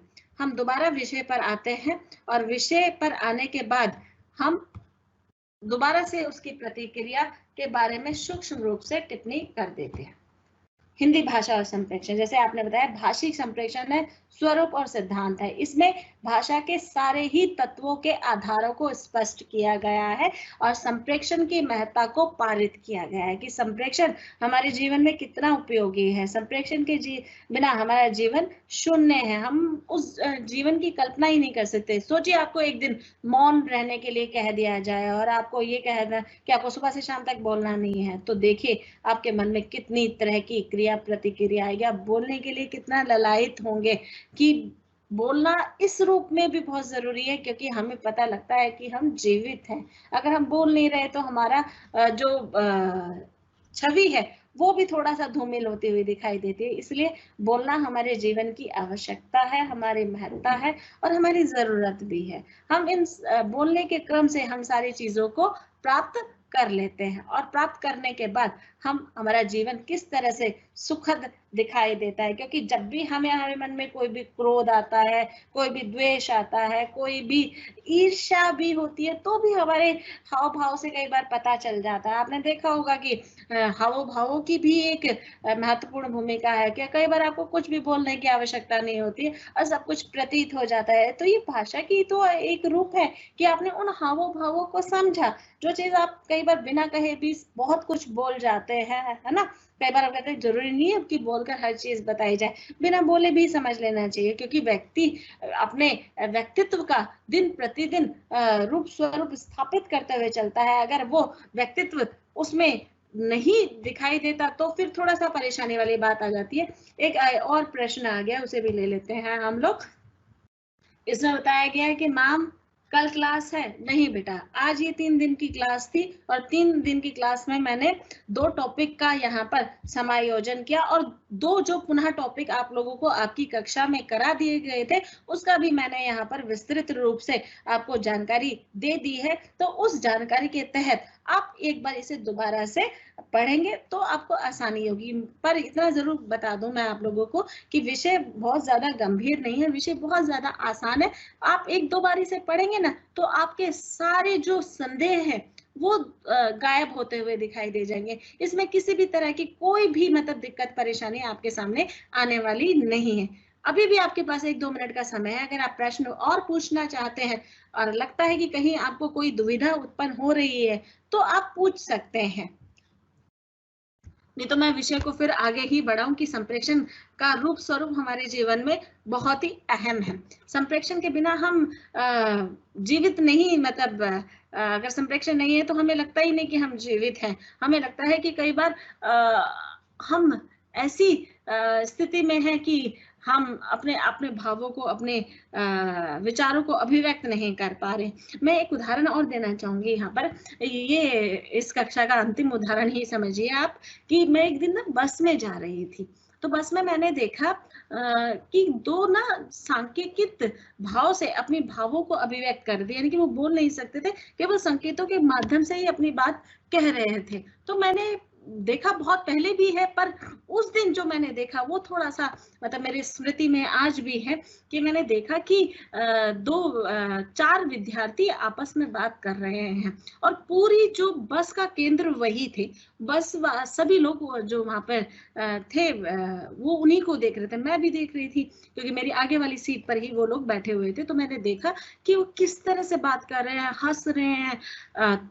कुछ मिनट तो मुझे वो जो संबोधन वो एक दूसरे को दे रहे थे थोड़ा सुखदायक लगा, पर अंत तक आते आते मतलब बहुत ही विचित्र रूप धारण कर लिया उन संवादों ने कि हम लोग बोलकर भी इतना नहीं बोल पाते जितना ये संकेतों के माध्यम से बोल पाते हैं। तो उस दिन मैंने जाना कि हम लोग कम बोलते हैं और जो ये सांकेतिक रूप वाले हैं ये ज्यादा बोलते हुए दिखाई देते हैं। अगला प्रश्न आ गया है, हम उसे एक बार और देख लेते हैं, फिर मैं इस विषय का समापन करूंगी कि रूपरेखा देना क्या है मैम। रूपरेखा से हमारा तात्पर्य बेटा किसी भी हम विषय को जब लिखते हैं या विषय का हम एकदम सोचते हैं तो हम एक अवधारणा बनाते हैं कि इसमें ये पॉइंट्स आ सकते हैं और उस पॉइंट्स को जब हम लिख लेते हैं तो वो रूपरेखा बन जाती है एक के बाद एक, है ना। जैसे हम किसी विषय को लिखते हैं और विषय में हम लिखते हैं कि ये चीजें आनी चाहिए, वो रूपरेखा है।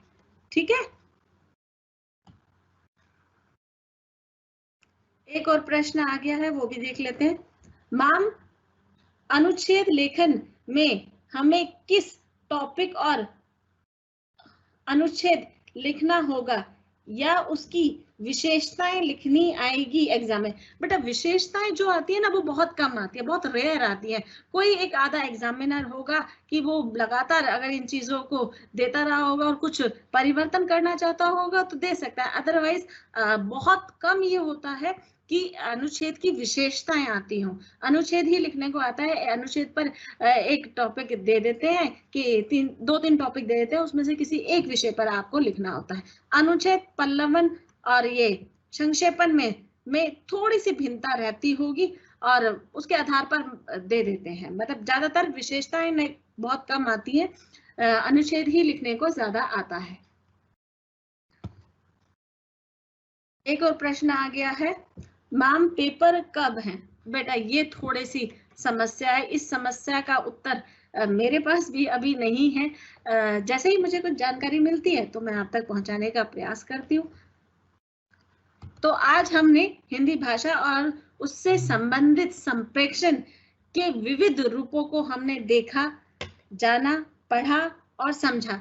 अगर आपको फिर भी लगता है कि कहीं दिक्कत परेशानी है तो एक बार दोबारा से अपनी किताबें आप खोलिए और उसे अच्छे से पढ़िए और अच्छे से पढ़कर उनके उत्तरों को देने की कोशिश कीजिए। बहुत बहुत शुभकामनाएं आपको आपके एग्जाम के लिए, आपके क्लासेस के लिए। धन्यवाद।